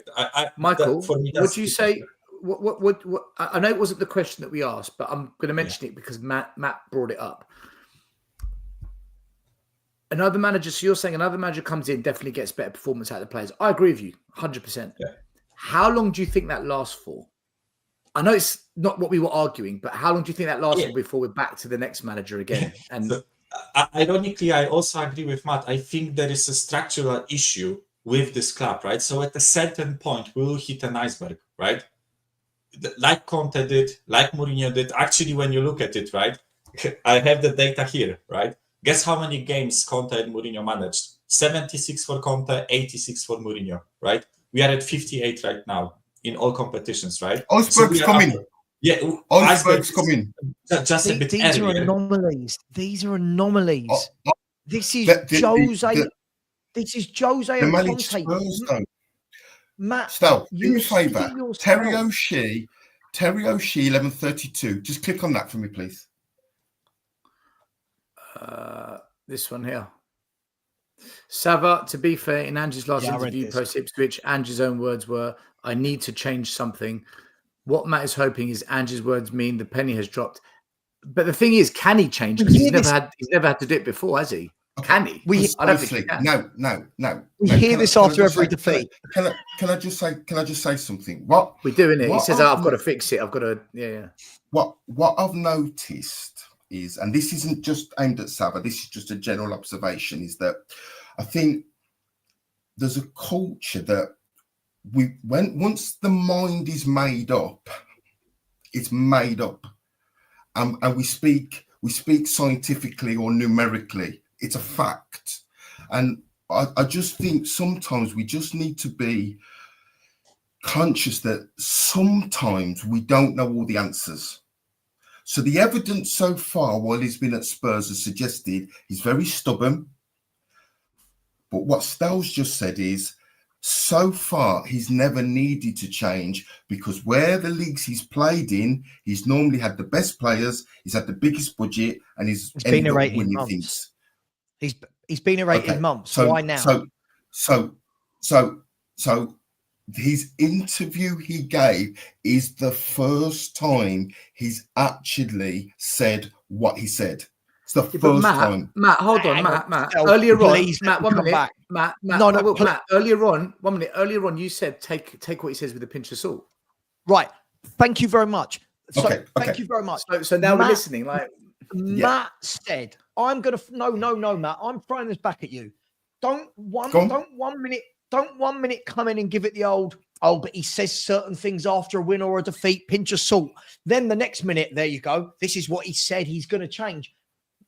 Anyone will tell you that's followed Celtic, Australia, the Japanese team. He does not change his style. Right? I understand that. He's lost 17 games in 12 months. Every time we've lost, he comes out and says, we've got to do this, we've got to do that. Nothing's ever changed, right? But now all of a sudden, because we've lost to Ipswich. Now, when you say once the mind's made up, it's made up.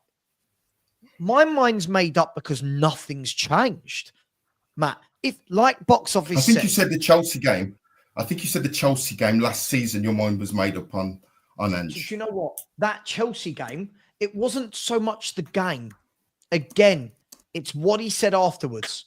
It's that's how we play, mate. Whether we're down to 9 or 5 players or whatever his quote was, well, then you're a loser.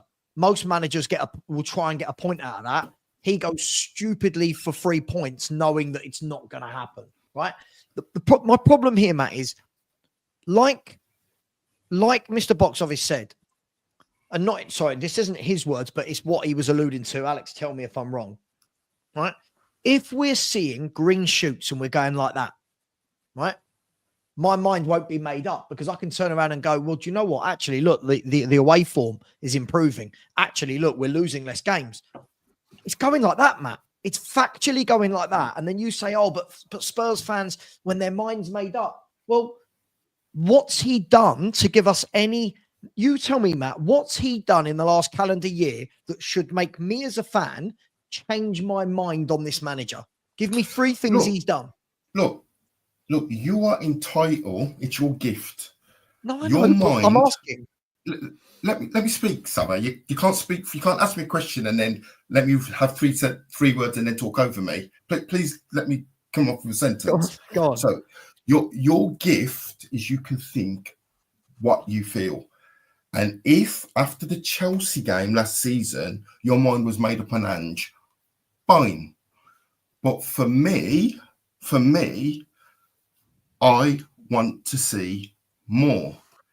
I have also said that if he does not change this style, this system, this formation, he will get the sack.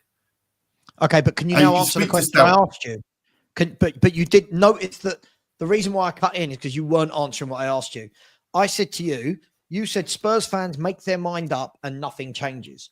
I've asked you, what have we seen in the last calendar year that should make me as a fan go, do you know what? I'm not. Okay, sorry, go on. No, I know my gift is to think what I want, and I do. Everyone knows I do. I'm asking you, for me and the other fans that don't rate him, I'm asking you, can you give me some things from the last 12 months that should make us or would start making us think a bit to go, actually, maybe we've judged a bit too soon. What's he done that makes me and Box Office, I'll group him in with me here, go, you know what? Yeah, sorry, we've judged you too soon. Nate, I just want to know 2 or 3 things he's done in the last calendar year. I think there's been games where we've been on the ascendancy. I think we've scored clusters of goals and 3s and 4s. We've beat sides that were high in the form guide. The results against Aston Villa, results against Manchester United, the result against Man City away in the league. So there's been moments, granted, not as many as I would like, but I can see what he's trying to do. What I'm hoping, and I would hope a few fans would think, do you know what?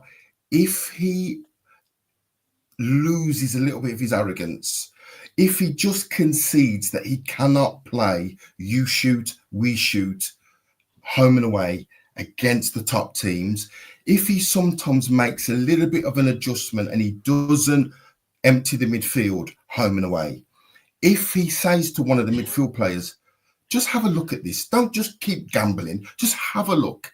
If he pulls one of the centre-halves and says, do you know what, if Sarr keeps bombing forward, pull him.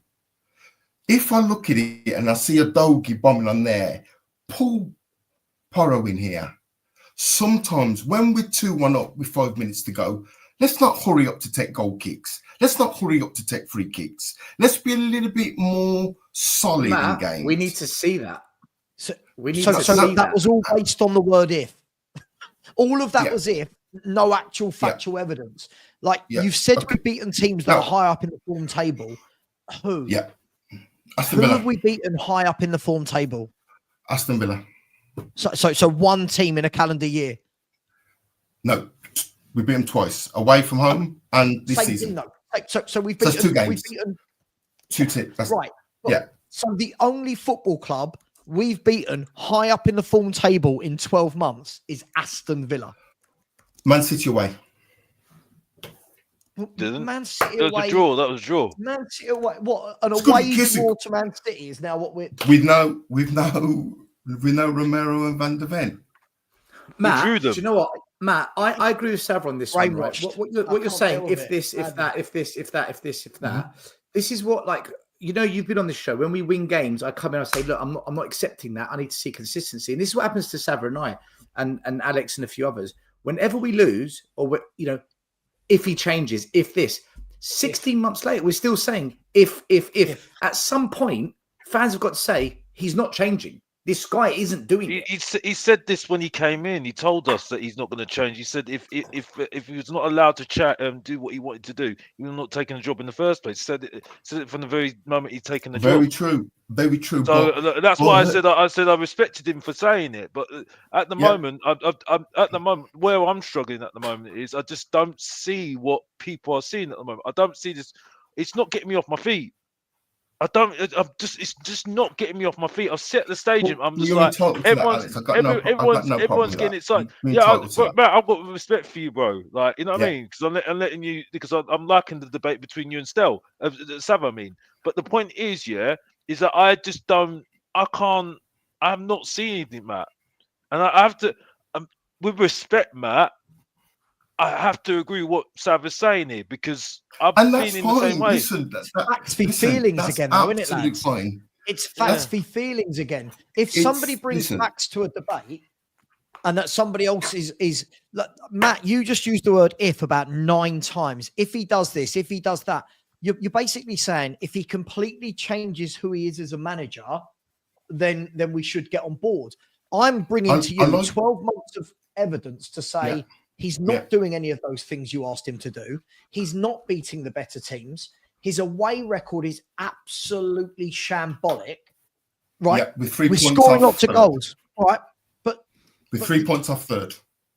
Huh? Yeah, but let's be honest here. We the only reason why we're 3 points off third because everyone's inconsistent as well. But the thing is, though, we've got lucky in certain games as well. I'm sorry, I can't listen to this 3 points off because the thing is, though, right. If he's actually really that good in control games, we'll be up there. We'll be up there. You know what I mean? That's how sad this Premier League is at the moment. That's why the quality is not that great. Very true, Alex. And this is why I've got an issue with him. You're spot on. This is why I've got an issue with him. I like that. He needs to control. He needs control in that midfield, but he doesn't want to do it. He don't want to do it. You get what I'm saying? I can't stand the manager. I'm sorry. This manager's not proving anything to me. It's like, Alex, he's not proving anything. He's not. Yes, he's not. He's not. Alex, look at the fan base though. Look how easy. I know. It's like a party. It's like a party because they think it's the party. This guy in 12 months has taken 56 points, and I'm told if 56 points in 12 months, that has you mid-table. Right? That has you mid-table. And then I'm told, but Conte and Jose wouldn't have done better with these teams. It's like, what are we actually, I don't know what we're doing here. I don't know, like, it doesn't matter what the facts are, right? We just keep saying nice, fluffy things because facts don't matter. He's proved nothing. He's changed nothing. But yet he comes out in a press conference after we're told to take it with a pinch of salt. We're now told that we have to listen to, I'm not sure whether I have to listen to him or not, according to these standards, right? Is his last calendar year good enough, Matt? No. I'm going to ask you a string of questions. Is his last calendar year good enough? Points wise, no. Performances have been okay. Points, no. How can performances be okay if 17 of them are defeats? He said Because points he no. plays. He said points no. No, I know. But when we're saying performances have been okay, how can it be when 17 of those games have ended in defeat still? So performance, so points wise, the year hasn't been good. Is our away form shit? Yes. Yeah. Is losing 8 games at home in the calendar year shit? Yes. Has he sorted out our back four in terms of can we deal with crosses? Can we deal with counter attacks? We're not conceding so much from balls into the boxes in corners, but at the moment, judged by the last game against Ipswich, we looked at C. We've looked at C. But we can say we looked at C against Palace, we looked at C against Galatasaray, we looked at C. My point is, in all of these metrics, the answer is that we've been bad, but yet we're sitting there going, if. How long does the if last? In your mind, when does the if turn into no more excuses? That's a good question. End of season. Okay, so let me ask you a hypothetical. If you like the ifs, if Tottenham Hotspur lose the next 5 league games, I don't think we will, by the way. I don't think we will before. If we lose the next 5 league games and we're in the bottom 4-5, are we still just going till the end of the season? Till the end of the season? Till the end of the season? I think it's. I think he gets sacked if that happens. But according to Matt, not. According to Matt, we just let him go to the end of the year. For me, depending on where we are, points to the rest of the teams around us. This season, teams have been quite inconsistent. So if we are still within 5, 6, 7 points of the top 4, top 5, I think he might get an extended grace. Can I ask a few questions now? Because I've reeled off. Yeah, sure. So I just need to clarify this. You can ask me anything you want, but I just want to clarify this. So if Tottenham Hotspur lose their next 5 league games, which would be 6 league games in a row defeats wise. I don't think they will, though. I don't think they will. No, I've already said I don't think they will. We've still got fans saying he'll have the grace to keep going to the end of the season. I caveated that to say, but if the teams around us, if there's still this inconsistency and by some freak, because we're doing the if game, so if teams haven't capitalised on us losing as well, so we're still within Matt, 5 or 6 points of Matt, these teams. Let's reword the question. In the next 5 games, if the gap between Spurs and top 4 goes to 15 points, problem. It shouldn't be a problem. It should be a sack. If that does happen, that's a problem. It should be a sack, not a problem.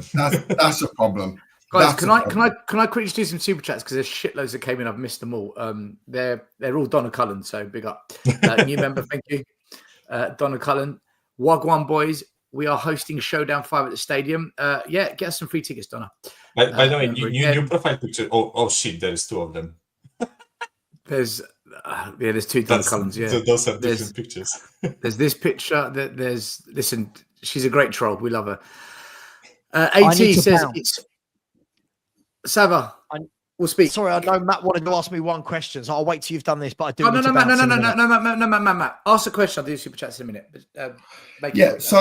So basically, it's a poison chalice.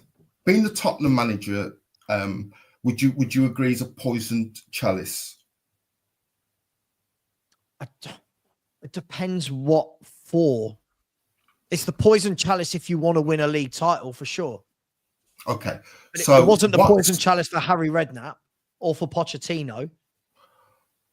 Okay. So what's success to you as a Spurs manager? It depends who the manager is, what my squad is, and what year it is. No, to you. Let's say you get everything you want. Oh, God, well, that's the same as every fan. I want to win a league title, but Okay, that's, right. That's not Okay. realistic. Okay. So what's realistic success for Spurs? In what time frame? Your next manager. Carabao Cup. And say you get your wish. Carabao Cup and top four. Say Cup you get rid of Ange. Say Yeah. say you're Julius Caesar and you press the button and Ange gets sacked. Right. What's success? What's the remit? In what time frame? 13, 15 months. Okay, so between now and the end of next season, right? We'll make it 18 months. But Yes. then to build a team, to start looking like we've actually got some foundations in for a team that are hard to beat, to have some cup runs, nick a cup along the way. But first and foremost, just do the basics. Do the basics. This manager doesn't do the basics. Okay. That's my big issue with him. It's the basics. Okay, so the goals that Tottenham are scoring at the moment, and we're the second highest, or we're the top. Are we top scorers? Top goal scorers in the league. Stab? Top scorers, yeah. Okay, Top scorers. so with attackers that you don't rate, Solanke, Brennan Johnson. Let's take Son out of it. Timo Werner. We've scored the most goals this season. Mm-hmm. Okay, so would you say then that if a new manager comes in Mm-hmm. and he's got to work with Solanke that you don't rate and Brendan Johnson that you don't rate? Whoa, hang on. Whoa. When I see what you're trying to do, that's very clever of you. It's not going to work. I'm not going to let that just slide past me. Yeah, I'm not. This isn't my first time on YouTube, mate. It's not that I don't rate him. I've said the same thing all along. I think Dominic Solanke's okay. I don't think he's the guy to take you to the next level. But when you're What's saying the next level? What's the next level? I don't think Dominic Solanke is the guy to take you to the next level if you want to be a consistent top four team. And when we play in the Champions League, a guy that consistently scores goals at that level. I don't think he's that guy. Okay. So at the moment, we finished 5th last season, correct? Yep. So do you think for where Tottenham are at the moment, do you think he is adequate? I think he's adequate for where we are this season, which is where I think we're going to finish 7th place. I think he's adequate. Yeah, he's okay. I don't mind Solanke. I just don't think he's great. And his career suggests that. But what's the main point, right? You were saying about scoring loads of goals. My observation is, Savo, is that I think your mind is made up on Ange. It's made up. And for me, that's your gift. I think sometimes you almost ridicule people if they've got so you'll ask a question, and then if they give you their opinion, it's like you ridicule them because they don't think what Saba thinks, and it's mind-blowing. And what, that's not a question. But why do you do that? Why would you do that? Because we're both Matt, Tottenham fans, aren't we? Because I come with facts. If we look at this, if we're going to play this game, if you want to mug me off right in front of all these people, that's fine. Let's do this. Let's do this, Matt. The difference between you and me, I've come here with facts. Trust me. No, hang on, Matt. Because what you've done is, guys, let's keep it civil between ourselves, because let's not let Spurs make us have this argument. Everyone in the chat's going to pick up on what you just said there and go at me, so that's fine, right? At the end of the day, Matt, the difference between me and you, I've brought a lot of facts to the table. All I've heard from you is if. So when I ask a question that needs a definite answer, I don't actually get a definite answer. Hang on. Can I come back? Can I come back? You've asked me a question, and I've answered it the way I see it. And the way I see it is if these things happen. So that's my opinion. What you do is because you don't understand my opinion, it's mind-blowing. Again, Matt, sorry, I'm not going to let you belittle me, right? I understand your opinion. Sorry, am I dumb? I understand your opinion, but your opinion is based off of things that haven't happened. So when you're turning around to Spurs fans and saying, yeah, but the problem is they've made their minds up. I asked you a very simple question, didn't I? Okay, tell me Tell me things that we've seen that should make us not have made our minds up. You couldn't answer anything. You then went on to agree with everything I'd said, how bad the last year's been. Then I'm saying, well, what? Well, if he does this with the defense, if he does this with the midfield, if he changes, if he starts saying this, I didn't actually hear anything that is a reason why we should. I heard lots of ifs. That's like saying Man City will stop winning league titles if Pep Guardiola forgets how to manage, if Erling Haaland stops scoring, if Diaz can't defend. Ifs. I'm asking you, I asked you quite clearly, and I never get an actual answer. It's lots of ifs. That's the difference between me and you. I've made my decision based on the facts, not what might happen in the future. So that's the difference. Matt, can I just jump in on this? Because I don't want us to get touchy between you. I think what I'm seeing is you two come from two different schools.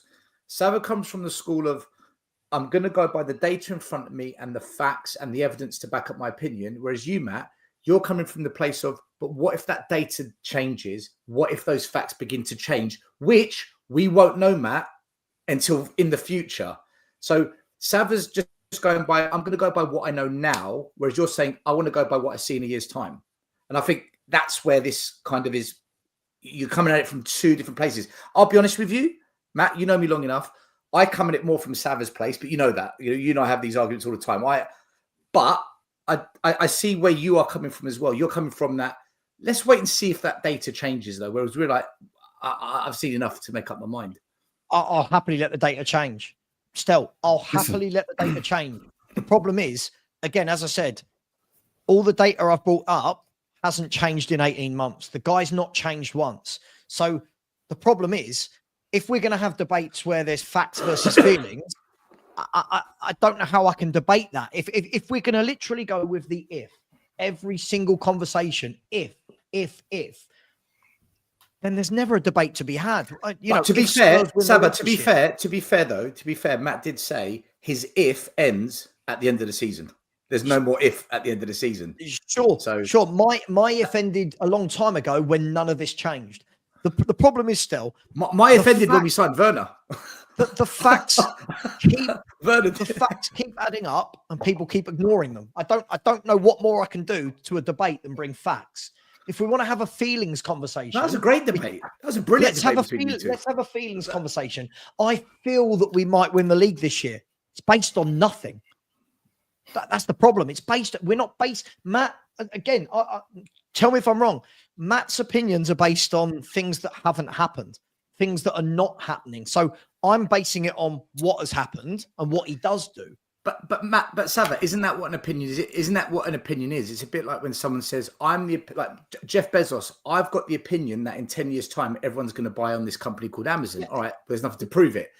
Sure. Yeah, Sava, I get what you're saying. I get it. But I'm just saying, listen, I think most opinions are bonkers in this fan base. Right? I've told Matt, I think he's mad. Like I've told him, Matt, stop trying to sell it to me. You're not selling it to me on the phone.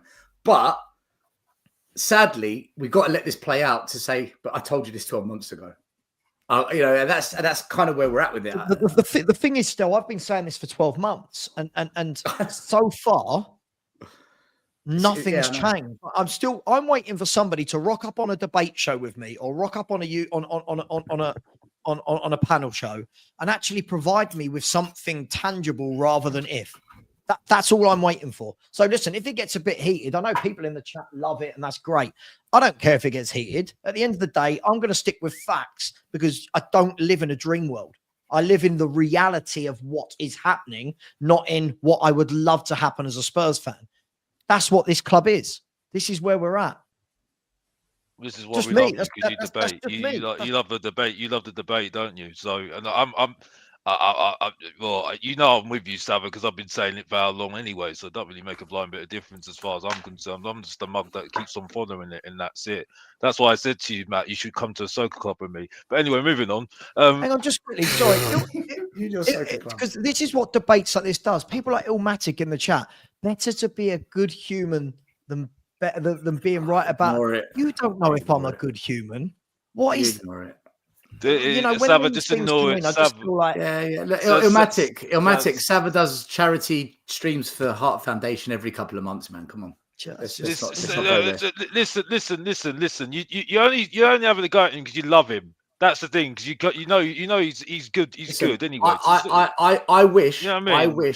I wish more channels had that Sav and Matt debate. Well, that's the thing. That's the thing. that we could Like, actually- we like both of Because you. it So I doesn't don't know have to where. no, when they see that debate, look at the fact. Look at the people that don't like facts. Sava's a knob. Sava this.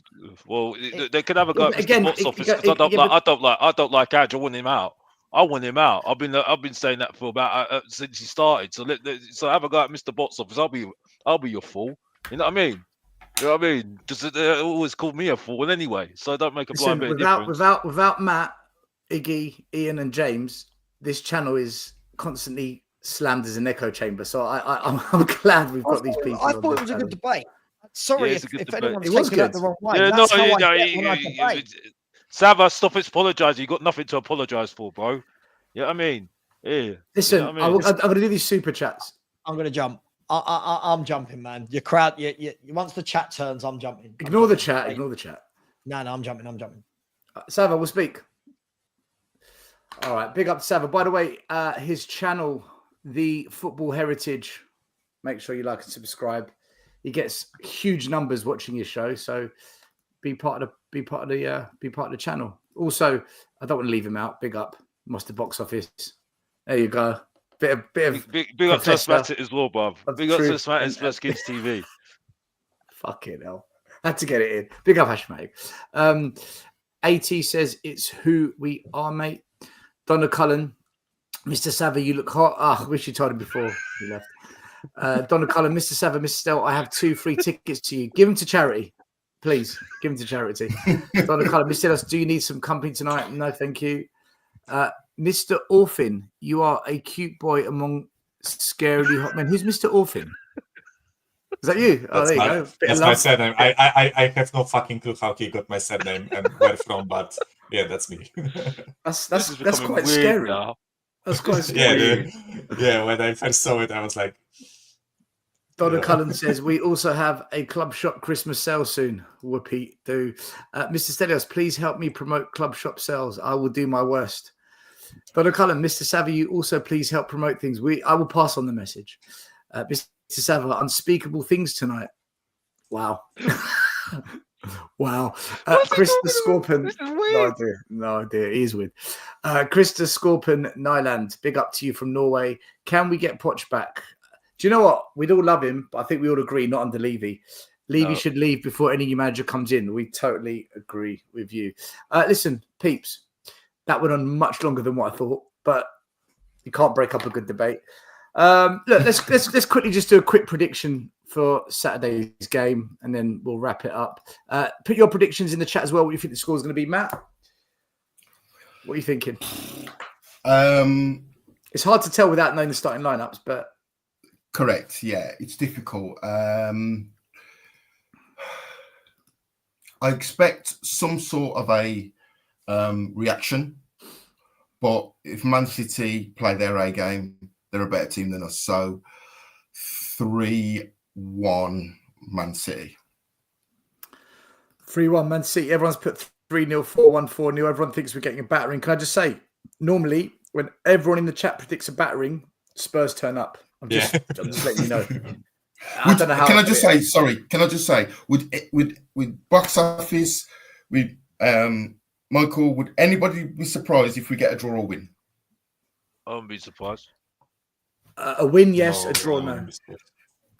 Because our away form is to shocking. be fair, underhand. a win, I would be surprised. Yeah. Our away form is pretty bad. Michael, Matthew went for 3-1. What are you going for? Same. 3-1 City. 3-1 as well. Alex? 2-1 Man City. 2-1 Man City. Do you know, I think we are going to lose. Bit doom and gloom. 2 minds. Do you know what? I actually am going to go 4-1 Man City. I think we're going to get a hiding.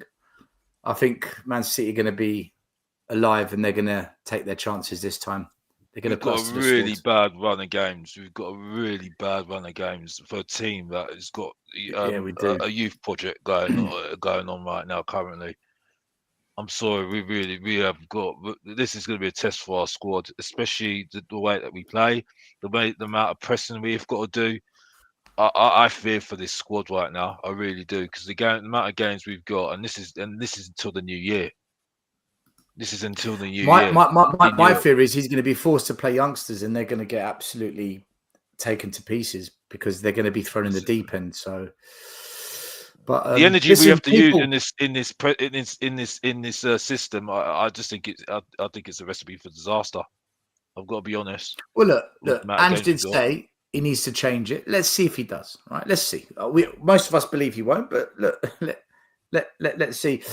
We are going live 9:30 p.m. Saturday night post-match show. They're always cracking shows. Make sure you tune in. Box office. When's your next show? When are you next live? When you dropping the next truth bomb? I was supposed to be retired, bro. You're never retiring from Spurs, Alex. You're never ever retiring from Spurs. Oh, well, I don't know. I don't know when I'm going to be doing it. I'm retired, bro. I'm retired, bro. I need to switch up a little bit, bro. You know what I mean? I was supposed to do a video on Ange and say why I'm out. I don't like him, but yeah, I ain't got the energy for it, bro. I'm trying to switch things up on the channel. I need to reset, restart, and reflect on the channel. Let's just say that. And it's not because people having a go at me. I'm just had enough of saying the same thing. I'm bored of it. Said it for 4 years. I'm bored. So yeah, that's what I'm doing at the moment. But yeah, hopefully see me soon. I gave you an opportunity to sell your channel, promote it, and you're just like, yeah, I'm not doing it. I'm not doing it. Like this. It's the same thing. I'm saying the same thing, bro. You know what I mean? You know what I mean? Listen, and also, it's Illmatic. If you love Mr. Box Office, be kind to Sava. Be kind to Sava, man. Yeah, just appreciate him, bro. You know what I mean? Yeah, and big up Matt as well, bro. You know what I mean? And big up Be respectful Mikel in the as well. chat for crying Yeah, out loud. yeah. Be respectful, man. Just freaking keep it football, man. Why to get personal? Yeah, Listen, bro. Charlie's channel, Hasper's channel, Sava's channel, Box Office's channel. Make sure you like, subscribe, follow those guys. Also, the Hotspur Hood. Why not? Go follow Dan. He's a good lad. Yeah. Make sure you go and follow those channels. People, we're out of here. We'll be back on Saturday. I believe Sava's doing a show tomorrow night on Friday, and late Friday, Charlie's doing a show as well. So check out those two guys. Otherwise, we're out of here. We'll see you in the next couple of days. Have a good one. Peace. Peace. The first game we look for, Robbie. The first game we look for, Robbie.